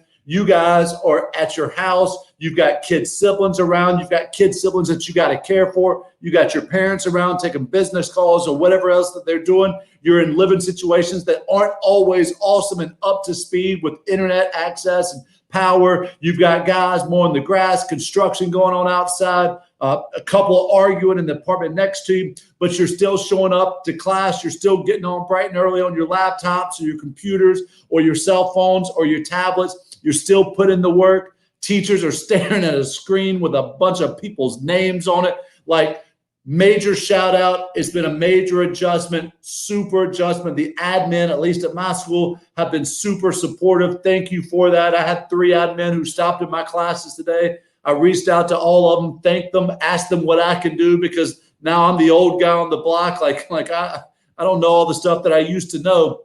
But thank you for what you're doing, students, man. I know this isn't easy. I know some of you aren't getting the breakfast that you're used to getting at the schoolhouse. You're not getting the lunch that you're used to getting at the schoolhouse. You're making your kid brother lunch. You're making your kid sister lunch. You're making sure they're getting their math homework done. Man, we've got so many students that are carrying so many hats right now. I know for a fact there are kids who, as soon as they close their laptop, they're going to McDonald's or Chick-fil-A or Walmart because they've got to help pay bills for their family. And so they're juggling school, they're juggling work, they're juggling the problems of being now a caretaker for their siblings. Teachers are doing all these things that they've never done before. Administrators are being asked to help in ways that they have never helped before. So major shout out to me, to all the teachers, the students especially, and the administrators for doing a great job this week. Beautifully said, Coach. Beautifully said. A lot of people said we have too much fun. Well, we were very serious this week for the most part on Sound Off. I thought we were very professional, and it shows that we have a range here on Football Focus Weekly, and that's what it's all about. All right. Okay, let's move on to our next guest. We are excited to bring on DJ McFadden, one of the best assistant coaches around in the Charlotte metro area. He's been around for several years as an offense coordinator, quarterback coach. Of course, he played at Independence. We're excited to have him on the show here with us. And we got to lead with the queen of CFI, Cherie Glenn, who has a question for DJ. So I want to say welcome, Coach. Thank you for coming on the show. Coach, hit that microphone for us. You got me? Yeah, there we go. How you doing? Man? I appreciate y'all having me. Yeah, I appreciate you coming on, man. So Cherie, you got it. Question is actually just an Independence question because I went to Independence before. Okay. I was right before you. Yeah. I wanted to know who your favorite receiver was to throw to. Ooh, why are you gonna do that? I have to. Man, I mean, I gotta say, Hakeem Nicks. Whenever you play with them, I mean, that's just that's 1,800 yards right there. Right. But my boy Jason Barnes too. You know what I mean? Jason Barnes was a guy too. So I was blessed to throw to both of those guys. I mean, but yeah, Hakeem Nicks for sure was just a man amongst boys out there for sure. I didn't know she was gonna come out the box like that. Right. Like LeBron Ingram, Mario Carter. Like I can go down and do this. Good stuff, man. Good stuff. So I'm going to lead with, a lot of people saw the tweet you put out about being at Butler, and a lot of people were surprised. So just share with us, how did that come about? You ended up at Butler being quarterbacks coach. Yeah, man. Hales hit me up throughout all the COVID stuff, and like I told him, I had no real reason to leave Myers Park. But they got some good people over there, the administration. We got to talking, and I was pretty much ready to make the next step and try to work my way into the building. And they kind of offered me the opportunity, so that's the next step here in this whole thing. But that's pretty much what it came down to. And then having an opportunity to work for a coach like Hales, who has been one of the best coaches around here for a long time. You talk about a level of consistency with the program. That was something that I actually wanted to get there and soak in as well. Just learn from a great head coach like Hales. And being able to take that next step and trying to be a head coach one day as well. Very good, man. And working with Hales, I'm sure that's going to be an awesome experience. Yeah. We got Brandon Billups here who wants to ask you a question as well, Coach. We'll bring him on. What's up, man? What's up, bro? What you got on your chest over there, boy? What's up with you? The funny thing, you asked me that. We had a great debate, and everybody thought me and you was arguing, but it's a pretty good debate. Not an argument. Nah, what's up? 2 questions for you. 1, how you don't feel like coaching in the rivalry Butler versus Independence? And number 2, do you want to see the old school slobber knocker, West Charlotte versus Independence? All right, yeah. First question, I've coached against Independence before, and on Friday night, it is what it is, I got love for Indy. When I go there, I always go say, hey, to the people that's still there when I was there, and I look at the states on the scoreboard up there on the press box, but once the ball kicked off, I'm with the guys I'm riding with all summer. So, and they'll say the same thing. So that's that. As far as a rivalry, Independence and West Charlotte, anytime I've always said that anytime Independence and West Charlotte is good for the city. So I like what Natoli is doing over there, Independence, getting that program back together, and I'm excited to see what you and Griner are going to do over there on the west side, and you guys get that thing going. I always think that's good for the city, man. Y'all got the best alumni base here in Charlotte. I say that all the time. So I already know what the west side going to be like once you guys get that thing rolling. So I'll be there for that if we got a bye week. Indy gonna win though. Gotta take the Good stuff, man. Good stuff. Great question so far. We also have Coach Josh Kroll that wants to ask you a question here, Coach. What's up, Coach? How you doing, man? How you doing? I'm doing good, man. So, congratulations on the opportunity over at Butler, man. Appreciate that. As an offensive guy, man, how has this process been for you? Obviously, now right in the middle of it, in the thick of it, getting another opportunity. How has this process been for you, man? And how has the process been with you being able to connect with your kids and being able to install the relationship as well as install the system that they already got there, but you'll be coming in to help to improve? How's the process been so far, bro? It's been weird, bro. You know what I'm saying? It's nothing normal. I haven't really seen the kids, met with the kids, worked out with the kids. So I'm coming in whenever we do get to start. I'm coming in blind. A couple Zoom meetings here and there, but nothing really too much to where I can tell you much about what we got. But besides the film that I've seen and the film that I've watched, so it's just a weird situation for everybody. You try to make the best of it.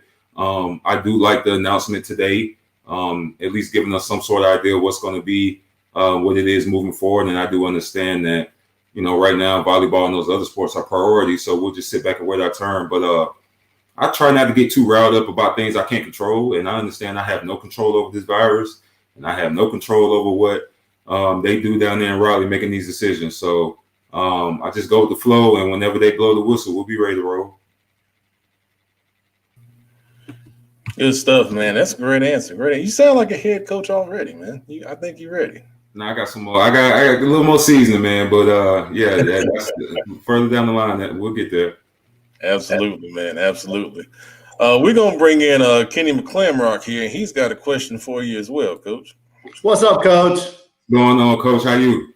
I'm well, brother, man. I'm old enough to have coached against you when you were at the Big I, man. I was in Pittsburgh and always enjoyed going to the Big I, even though the results weren't very good for us.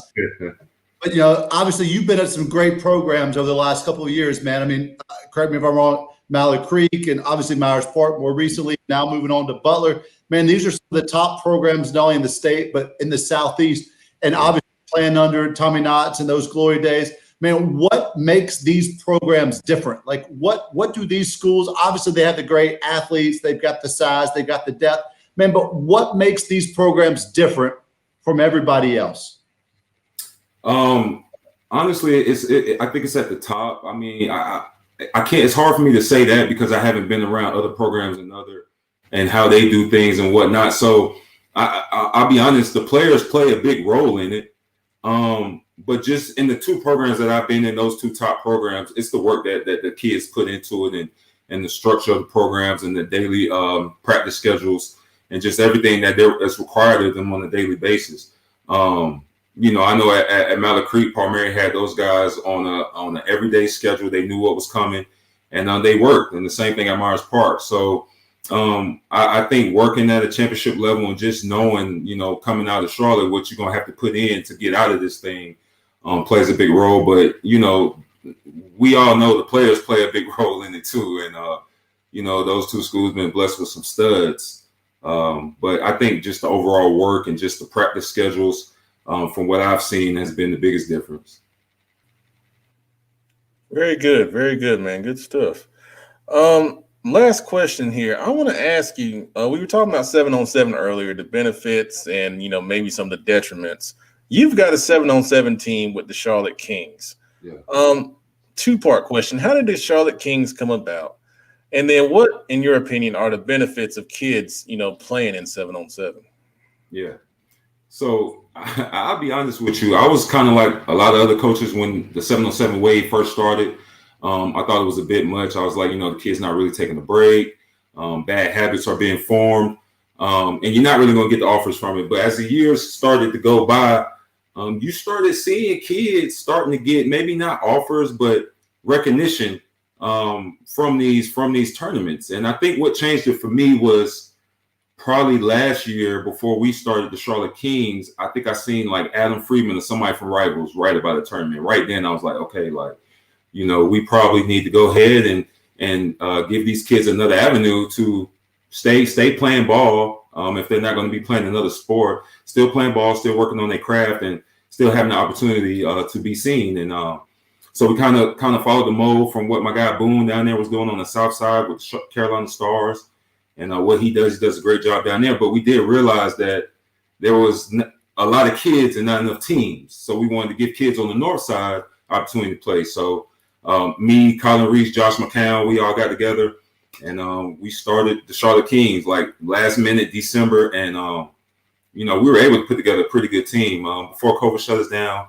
We was able to do one tournament, so it was good, man. We got some kids that got put on the map down there at Myrtle Beach. The kids got to run around. It was great for the quarterbacks to be able to see coverages. And yeah, I would say as far as being seen from it. I saw a kid that played on Cam Newton's team, 15U, catch a ball in the end zone with one hand for the game winner. And the next day I saw Auburn, Duke, and probably two other schools offer them. So I don't know if they offered them from that 7-on-7 camp or what, but it happened the day after that. So yeah, that's what I would say about that. And what was the second part question you asked me? Yeah, the second part was you pretty much answered it. The positives coming out of 7-on-7. Yeah, I think as long as it's done the right way, and you got good quality guys out there coaching it, I think you can get a lot of good from it. I'm not going to lie, you will have some teams down there that's coached by Brian them, but for the most part, we saw good football being played down there by some good coaches. Like I said, You got us. You got the Stars. You got the other team here in Charlotte, coached by Brower. Tony Ballard down there in Atlanta, who's a quarterback guy. You got Cam Newton's team. So you got some good teams being played and some good coaching around here. And like I said, it gets the kids competing. It keeps them sharp and keeps them developed and working on their craft. And I really think it's good for the quarterbacks just being able to see coverages.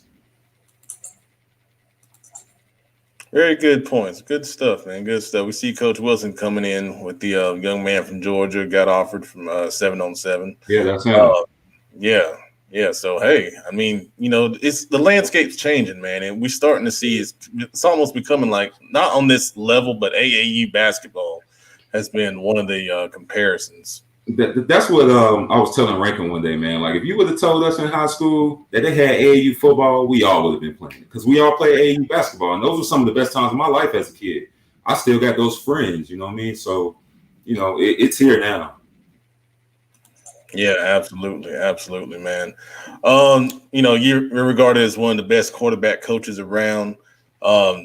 Little quick plug, he will be coaching at the Under the Lights camp coming up Friday, September 11th at Mountain Island Charter. So if you're a quarterback, and we've got a lot of quarterbacks signing up, we only got a couple spots left, but you want to, learn from the best, sign up for the camp. DJ McFadden, he'll get you right, man. Coach, man, thank you for coming on the show. It's a pleasure talking with you, getting to know you a little more and showcasing you and your abilities. And, we'll do it again soon, man. Yeah, for sure, man. Thanks for having me, man. Anytime you need me, holler at me. I will. Thank you, Coach. No doubt. All right. So that was Butler, assistant quarterback coach, DJ McFadden. Now, that was just on the show with us. One of the best around. Now we're going to, this is going to be an interesting segment. We're going to, bring the coaches in on this one. We're going to do something new that I think will be popular, because we're going to give the coaches down the line, as this segment grows, we're going to give them a spot to kind of submit their best schemes and plays. And we'll have a chance to kind of do a roundtable discussion, but I'm going to be the guinea pig on this, and we're going to see how this goes right here. So we're going to try to do this here, because this is kind of on the fly, but all right. So can we see that? All right. So what this is, and I'm going to get my banner up. This is the Chalk Talk session, breaking down Petman's 2010 base offense for the Harding Rams, which were a first-round exit playoff team. But we had some good stuff going on in some games. So we didn't have a true tight end, in our offense. So we did 3 receivers. We went 2 backs. We had 2 pretty athletic kids that could, move around a little bit. And this was our base formation. We called it Trey. So Trey Wright was the strength. And we ran weak side a lot, because we weren't very strong up front. We tried to take advantage of, the weak side.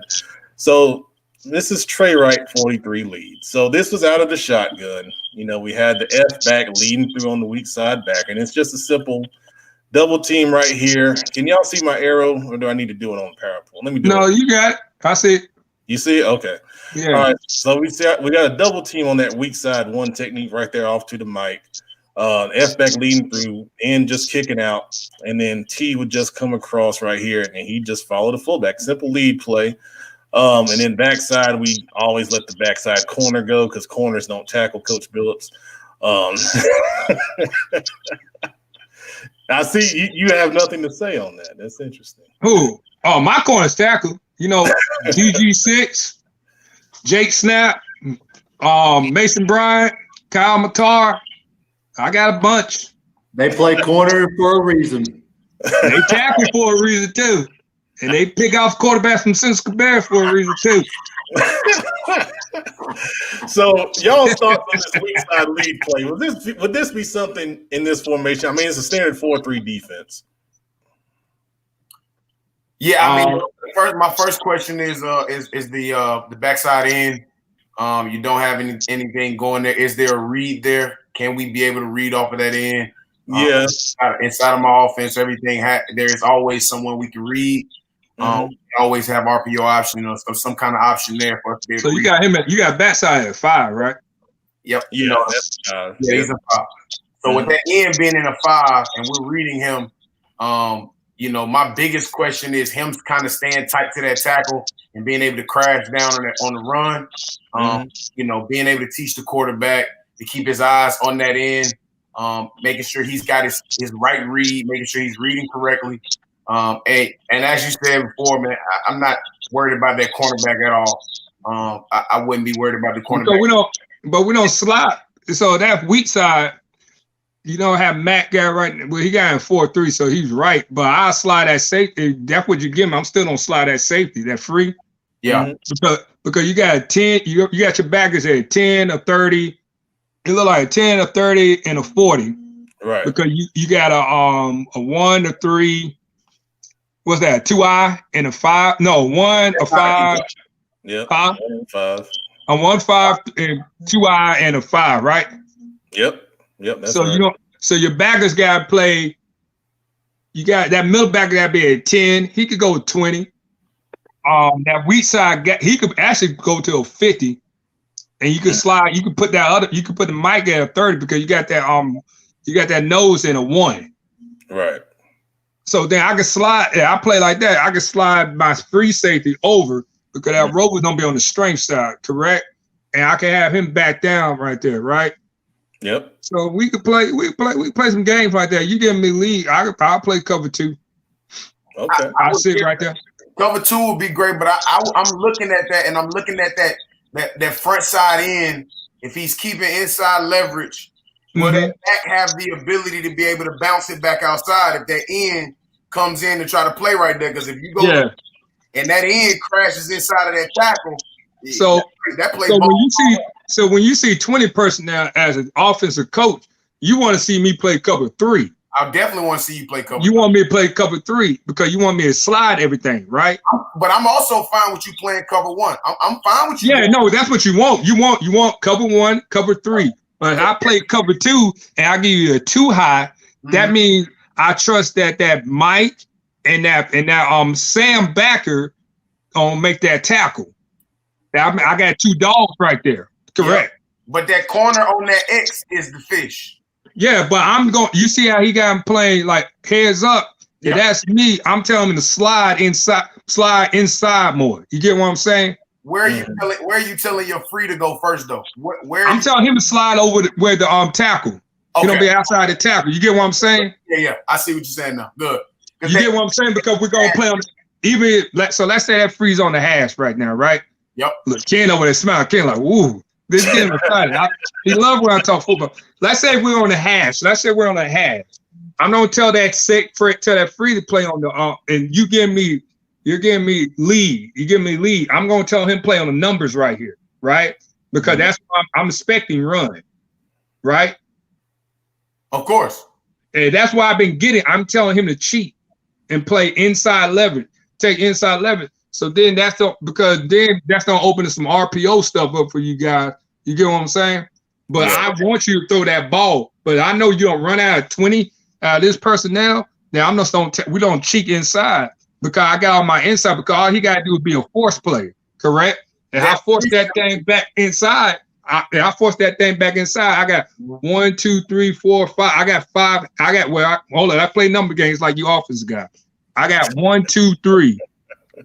I got the numbers game. I got the number game on you. Here's where that free safety is in a bind, though, coach.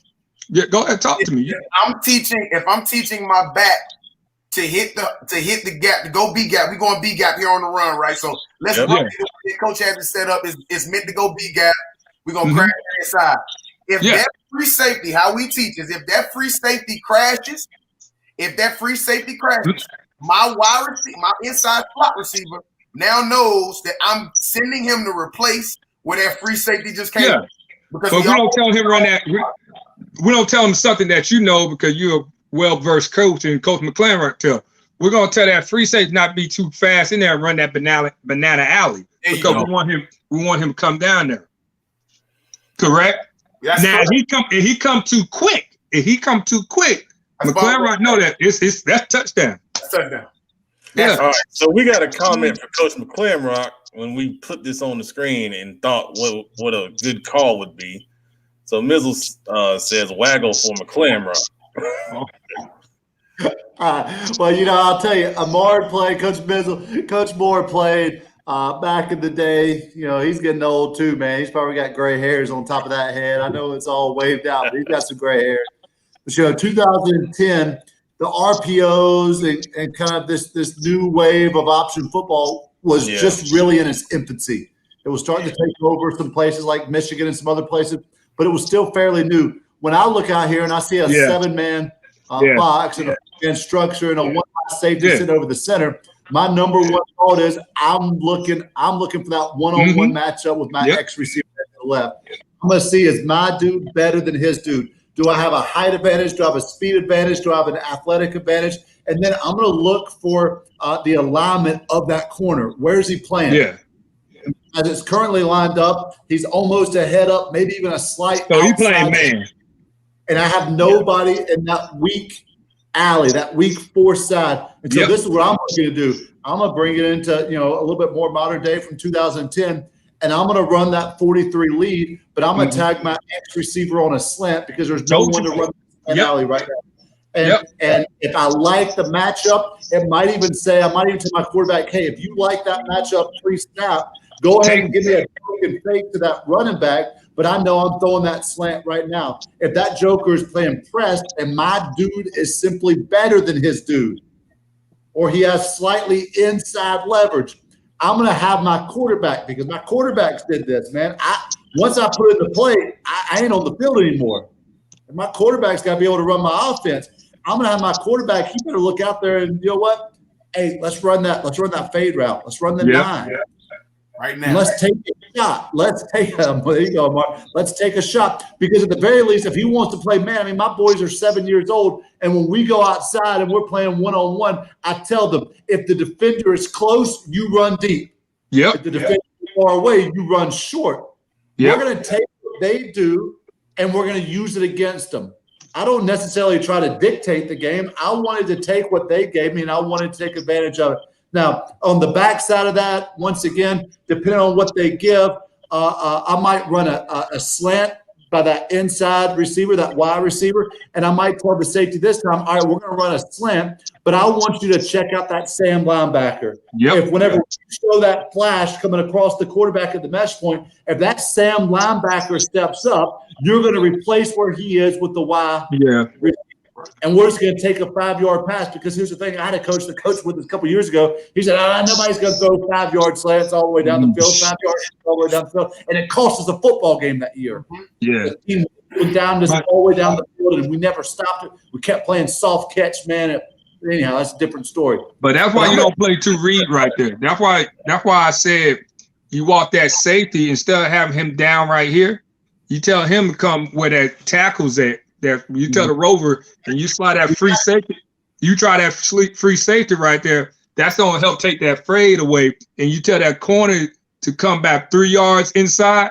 It'll take the slant. You still got the slant, but it gotta be if he bites on that run, you throwing that slant right there. But he's in that slant window now. That's why I'm telling him to step inside. That 7-man box, bro. And now in modern day football, that's a problem for a defense coordinator.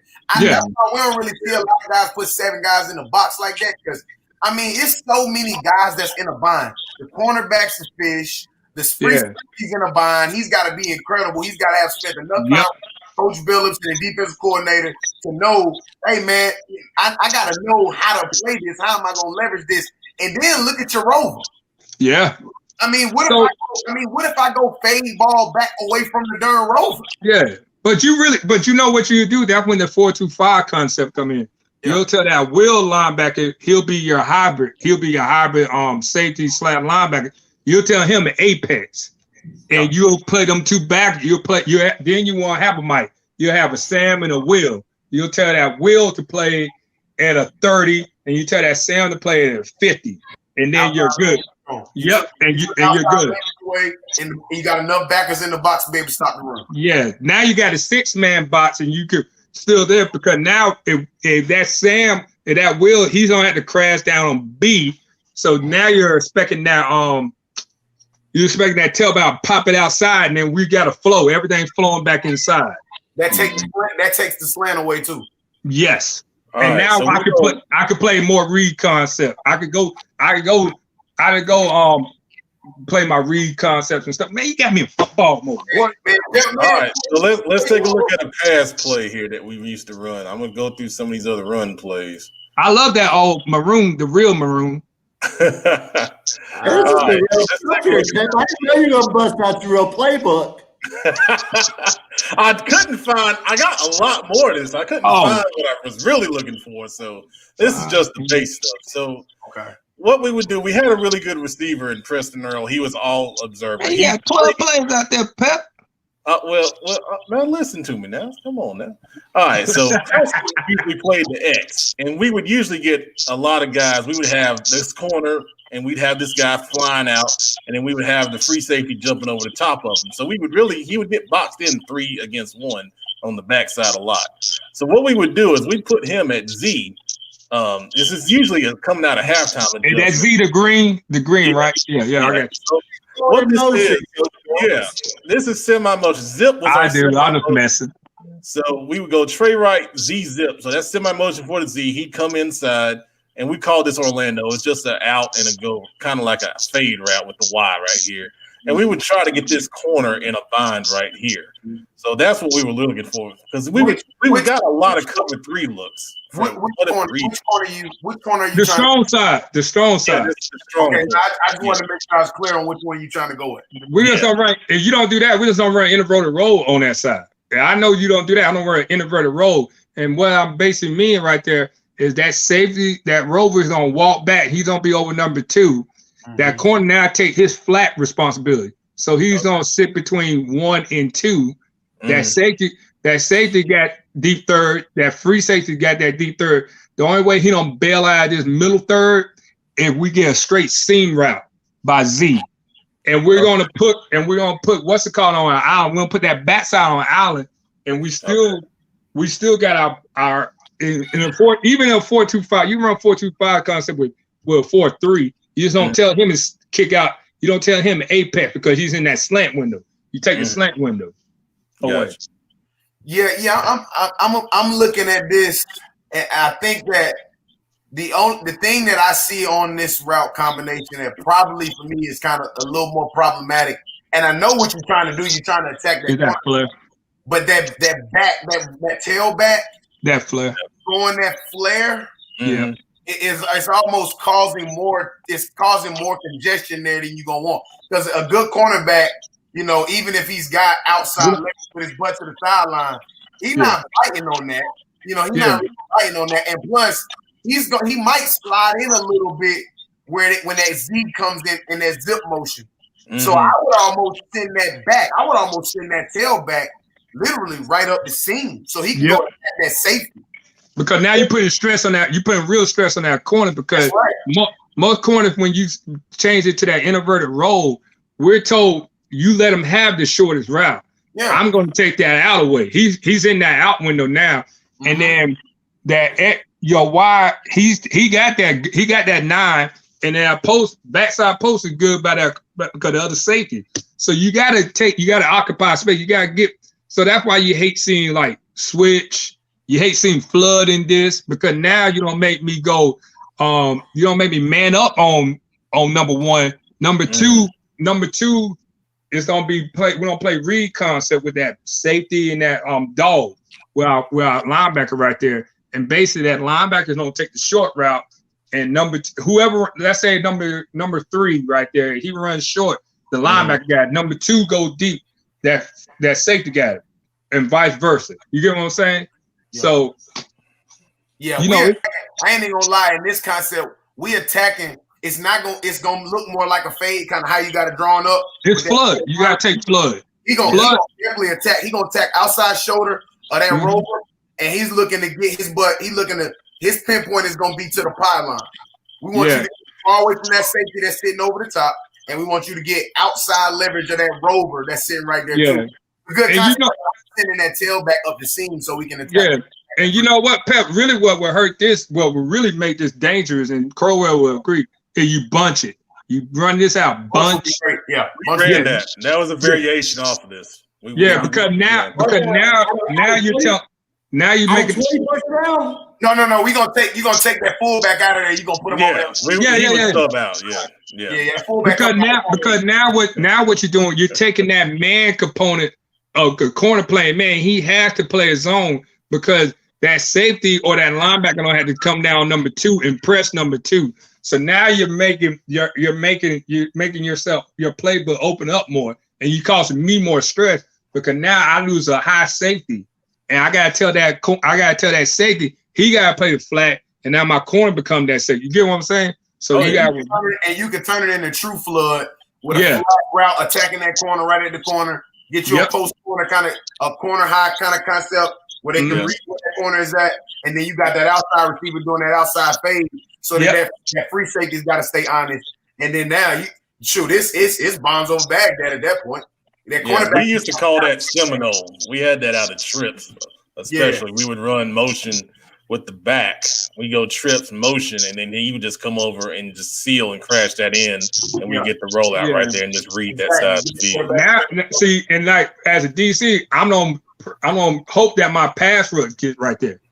Now, two read will work right there, but at the same time, you gotta press. If they come out and bunch, you gotta press that number 2 receiver. You gotta bunch it. You can't give nobody free releases because now you're getting what Myers Park with Vance did against Richmond County because you play man or 2 read and you're getting free releases. You're getting rub routes, and that's a nightmare. In high school. What I'm gonna do to you? I'm gonna rub. We're gonna go rub route all day long. Yeah, you know what defensive coverage I would love to see against this though. This setup, I would love to see a cover 2 shell. Yeah, I want to see we would get some of that too. If you can roll, even if you can roll to it. If you get cover 2 shell, but even if you get cover 2 shell, the backside open. That's slam open. Yeah, I mean, I'm talking about more to the play side because we were talking about being able to convert this to a rollout version of flood. Oh, yeah. Now, you roll out, you run a cover 2 shell. A lot of people don't tell people when it's a rollout, that backside say he got to get the depth. And the other one, you got to get depth. You just got to get depth. It's all about getting depth. Now your drop changed because it roll out and everything changed. The pocket changed. The pocket moved. You can go a match coverage, but I mean, you just no, you can. No, match coverage work. That's what we just ran when we said match coverage work in bunch. Mm-hmm. Yeah, it does. It works in bunch. It does. That's what you're running. When I said in a bind though. Yeah, but that's all inverted roll stuff is. Like when you do inverted roll and you do match robber concepts, you just robbing something. You're telling the corner, hey, you take the short. You just gotta have all your rules in place. So he is right. Match concept work, but they gotta know them rules to date. That's why I said the only thing about bunch is rub routes. Rub routes are bad. You gotta be very disciplined in the secondary and run rub routes. And everybody know as a coordinator, you want to always keep 2 high, especially against passing teams. McClellan, any adjustments you make into this combo here? I mean, I know mine was the back going up the seam, but yeah, I always told my guys that if someone ever asks you what's the basis of our offense, what's the philosophy of our offense, I wanted my offensive players, my receivers, my quarterbacks, my running backs to be able to say it's simple. We want to find the grass. And to me, in this picture here, all I see is a whole bunch of maroon. I see a whole bunch of empty space, and I want to attack that. Once again, I love single backside receivers on the X slant there. I love taking a shot on the X fade. Seeing what Pep has drawn up here, it reminded me of a play that Joe Glass used to run when he was at Robinson, and he had those 2 really good years at Robinson. He'd put that white kid he had at running back who was just a stud athlete, and he'd put him at that Z receiver, send him in a short motion, and then have him crack on the end illegally for the record. But he'd crack on that defense end. It was just took a loading shoulder every time. They run stretch lead off of it, and then kind of something similar to what Marty Paxton did when he was at Hickory Ridge. Didn't quite do it like this, but something similar off of it. Send that guy in motion, give him a little rub route, and then put him back into the flat, some kind of a delayed flat route.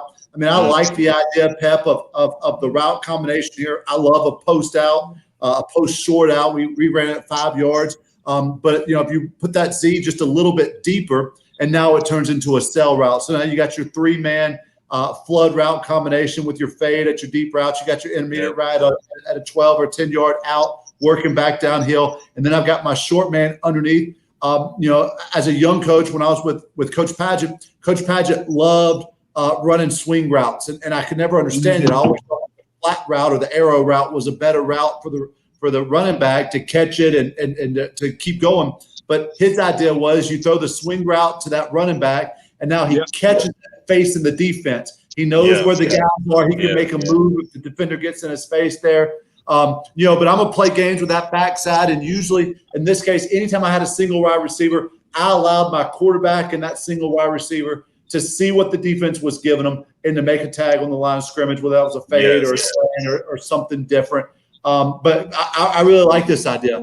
I'm more of a put 5 guys in the route and let's play football and make them defend all 5 of them. So I'm sending that F route in this case. As the defense is lined up, I'm going to tag that F route in a swing as well. So now if that quarterback, if he looks over to that twin side and it looks just a little bit too crowded, somebody said a minute ago, it's just a little bit too crowded with the short motion, all that kind of stuff. Now I can eyeball that wheel route. And if the wheel route steps up, I'm throwing the X slant behind him. If the wheel route sits back and drops into pass coverage, I'm going to throw that F swing behind it. And once again, I tell my quarterbacks, if you pick up 4 yards or 5 yards on a pass on first down, that's the best play in football. 2nd and 5 is a beautiful, beautiful situation for the offensive play caller. Well, you want to be honest, bubble and smoke are the best plays in football, especially in bunch and trips, because you making them corners actually, like you said, come up and make a tackle. As long as you got the numbers. The 4-2-5, when teams started taking that outside, that strong safety type backer, and they started putting them on the outside hip of number 2, that really did some things with the offensive coaches who were used to throwing those smoke screens, those now routes, those bubble screens. That really impacted us, but it set up some other stuff as well. I mean, at the end of the day, I wish I had my expo marker, because whoever has the expo marker last wins. But, here you go. I'm seeing a lot of maroon, and that's what I'm looking for. I want to run to where the grass is. I want to throw to where the grass is. All right, so this is great stuff. So I'm going to stop sharing this because we're going to go to our last segment. But if you guys – we're going to be here till 10:30. You had me about ready to go get my expo in the board. Hold up, man. I got a board to pay. I'm going to turn one of these business boards into a darn chalkboard. I was looking at the other sideline and seeing who was coaching the DBs. It was Coach Billups. I'll tell my quarterback, throw the ball. Throw the ball. I don't tell him pick. Barbecue. So, if you guys are watching, if you want to send a play in and, we'll break it down, or if you guys, of course, got some stuff you want to send in, just send it to stuff, though. Oh, I love that. Let's go. You also get some ring tee. We can do that. Hey, you also get some in-person coaching on September 11th by the Legend. The Legend will be there. Ah, yes. Coach Billups will be at the End of the Lights camp. So, hey, there you go. Seamless plug. All right, so we're gonna bring Cherie Glenn back, and we're gonna talk about our last day. Oh, Brandon's still here. Okay, so we're gonna bring them both back. And we got our last segment. This is also a new segment we're going to do weekly. And it's going to be, let's get it up on the screen here. We're going to jump in the time machine. And this week's topic in the time machine is, what do you miss from back in the day in high school football? We just going to come down the line. Let's go to Brandon first and Cherie, since they've been quietly waiting in the background. And then we'll hit the coaches. All right, Brandon, you're up first. I think I just missed the structure, the camaraderie, being amped up, that feeling knowing you got a game on Friday. And it just seems like, it ain't that far long ago, but definitely it was a lot simpler process. We knew, you knew practice started August 1st. You knew when the first game was. A lot less rules. It just seems like it was a simpler process. You got rules for everything now, and policies and things like that. And a lot of it's done for good reason, but it was simple and definitely just missed that camaraderie and that structure and just being part of a unit. And I mean, almost lately, we don't even have to say what we missed back in the day. We can say what we missed about football in 2019, but that's a different conversation though. Sadly, you can. But I got a question for you. Do you miss the one water break after stretching? Oh no, and we can allude that to. There's a lot of what I don't miss are things that change for good reason. There are a lot of things, I don't miss Oklahoma drills and county fair, so to speak, and stuff like that. So, drinking going a 3-hour practice with one water break out of a rusty spigot. No, I don't miss that part. A lot of things, but being part, just that the camaraderie that you get when you're part of a unit, I think anybody can reflect and say that they can miss that. Absolutely. I totally agree, man. All right, let's go to Cherie Glenn and get her perspective on what do you miss about football from back in the day? I think as a fan, I probably miss going to Memorial Stadium on Friday nights. I think that's something that, we'll never have again because I think Memorial Stadium is pretty much done.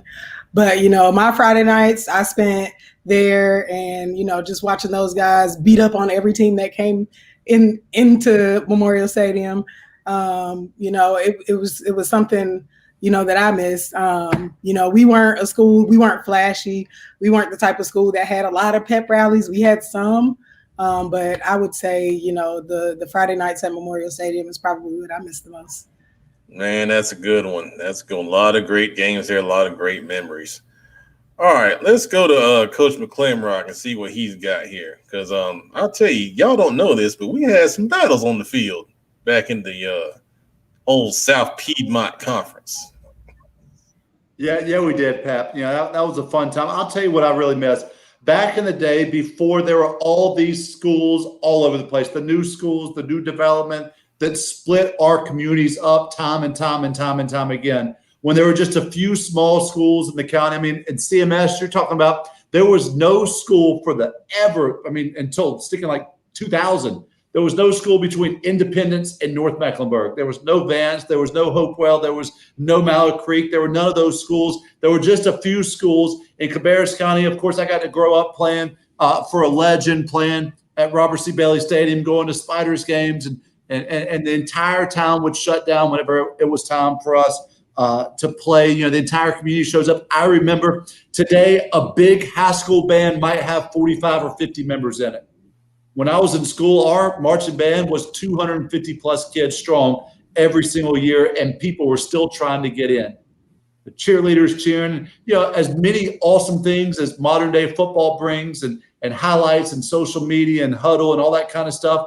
I remember the time where there was no social media, there was no huddle, there was no highlights, there were no kids the next morning hurrying up to put out their highlight films, even though they got toasted the other plays, even though we got beat, what the case is.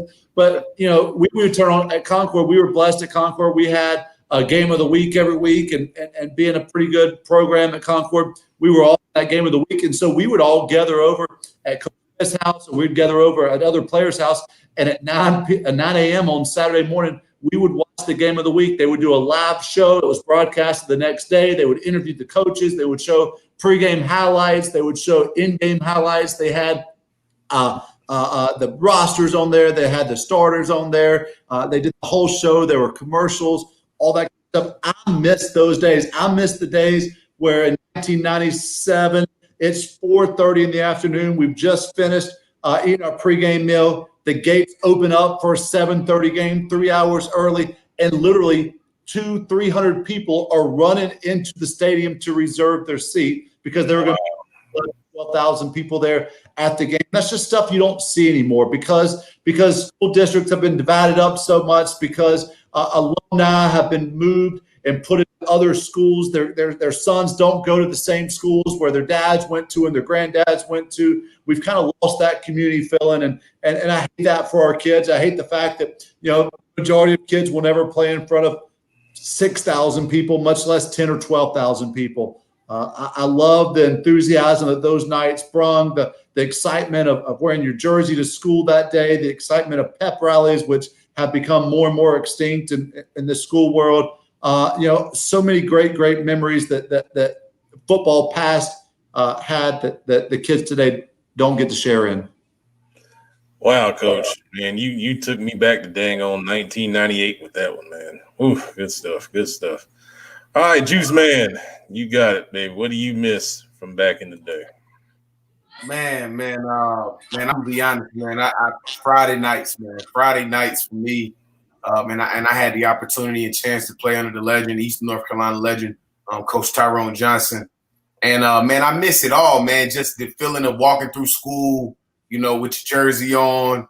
And some Friday nights, we let some Fridays during the school day, we would let teachers wear our jerseys, and you had to go through and ask the teacher, man, hey, would you like to wear my jersey? They would wear your jersey, and just the attention that you got. Me and my brothers sitting together at the lunch table together, on game day, and the feeling of going to get that pregame meal, to taking the pregame meal, to sitting down and getting off your feet, and your coach is always get off your feet, and, just man. And then from there, the time when you go out for warm-ups and come back to the locker room, it's time to put your pads on. And then you in that locker room, man, you in that small locker room. And I played my senior year in East North Carolina and Wilson, North Carolina, man. And our locker room was small, man. It was a small, intimate space, man. And all of a sudden, man, you just heard that Mike Tyson sounding voice that Coach Johnson had.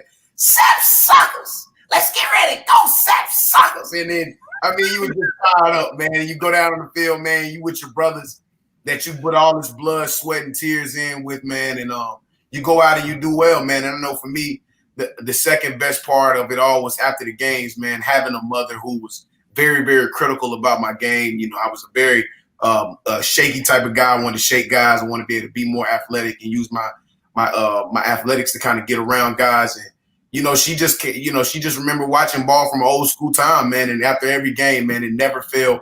Outside of me always being able to know where she was in the stands, always knowing where my dad was in the stands. On top of that, man, just the critiques that she would give me after the game, man. You juked that dude, but you should have ran him over. So, just the entire environment, man, on a Friday night, and then after the games, being able to go sit down with your friends and go grab some stuff, man. Cookout was big, around that time. So being able to go get a milkshake with your teammates, your brothers, man, and grab a burger, grab some fries, and, be ready to get up the next day and come watch film and be ready for the next game, man. So the entire Friday night experience, man, from start to finish, from wake up to go to bed, man, was incredible, man. I miss it. I miss it to this day, man. It's beautiful, Coach. This is beautiful, man. I got so many flashbacks right now.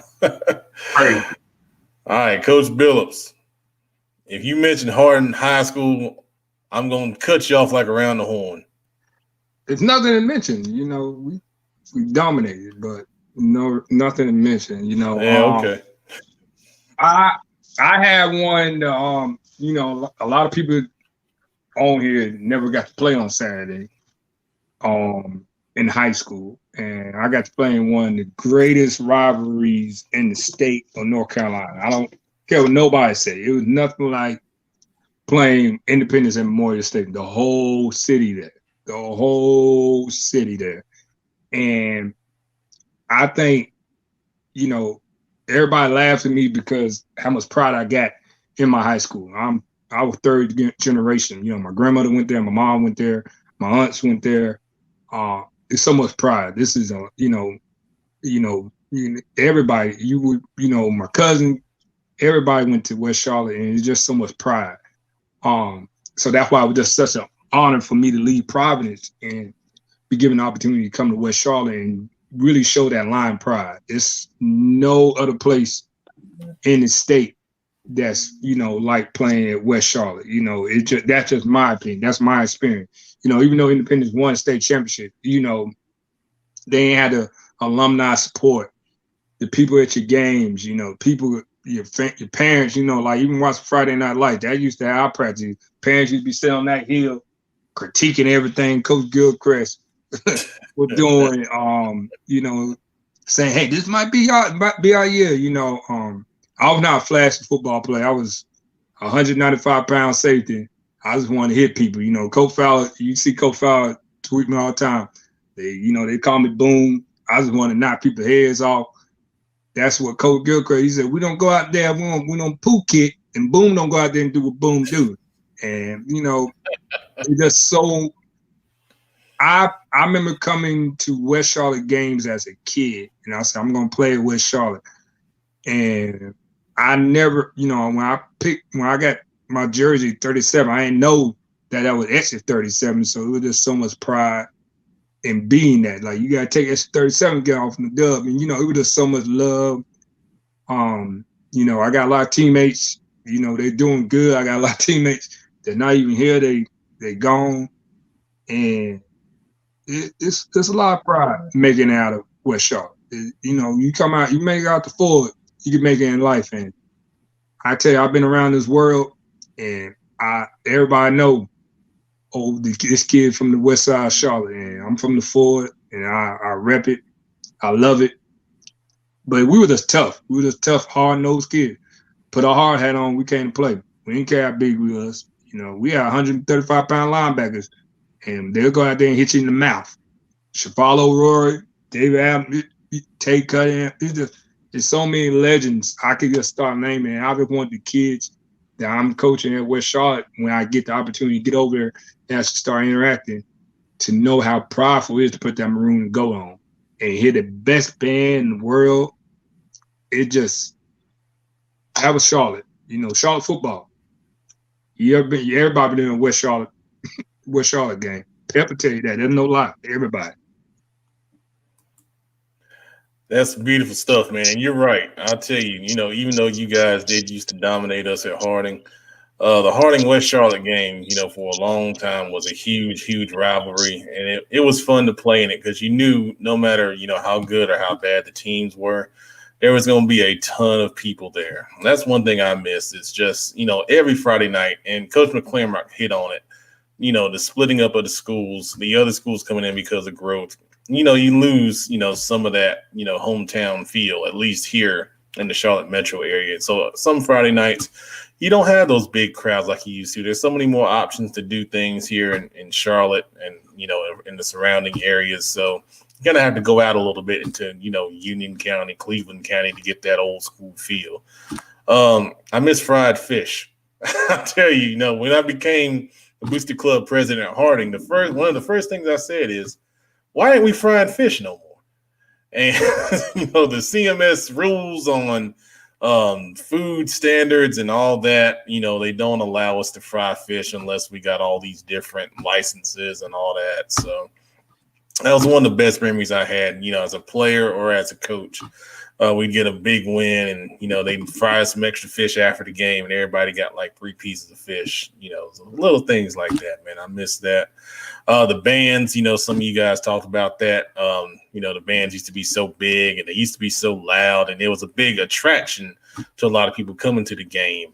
And, I miss that, and there's still some good bands out there, Vance Band, Hopewell Band, they kind of play like the old school bands. So it's always good to hear them when I'm at a game.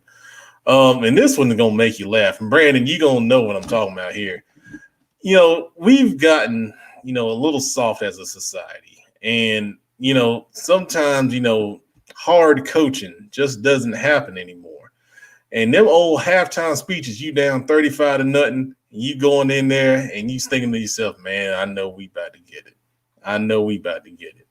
And then you get that old school halftime fussing at. I can laugh about it now because there was some classics. And when I coached, I wasn't always the screamer, but we had some screamers when I coached. We had some screamers when I played.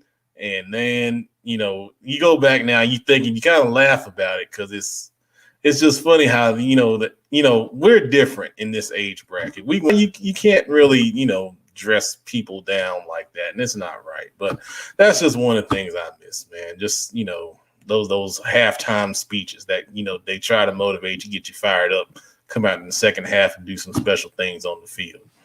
So I'm going to bring everybody back because, I really like tonight's show.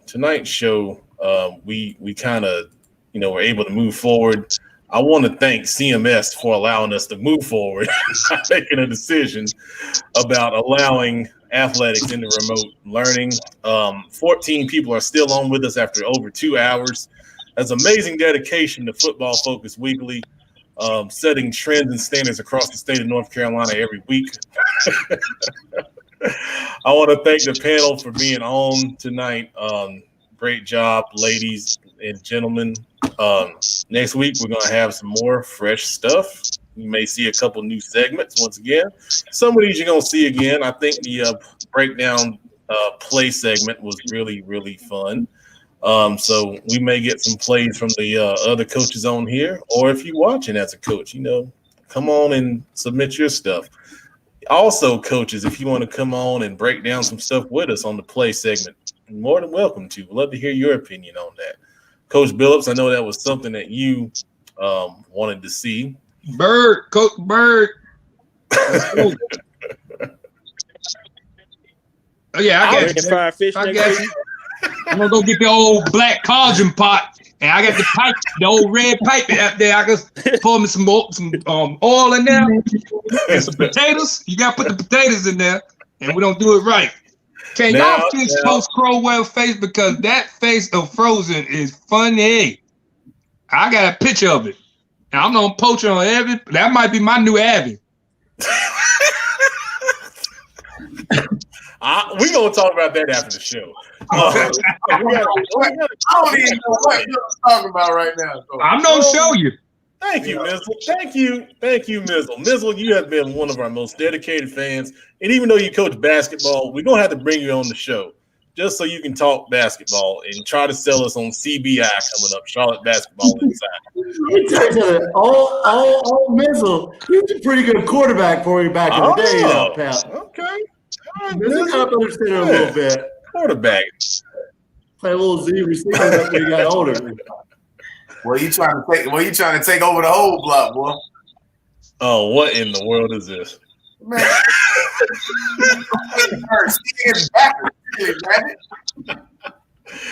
Also, okay, so let me end it this way. All right. If you guys have anything you'd like to see from us, please just shoot us a message on Twitter, Facebook, either one. We're open to any kind of suggestions. We'll end with Mizzle 3 saying he's only here for McClam Rock. So thank you, Ken. More people to the show. We much appreciate that. All right. So on behalf of our panel, this is the Pet Man, Matt Marr. We're signing off. See you next week on Football Focus Weekly. Good night.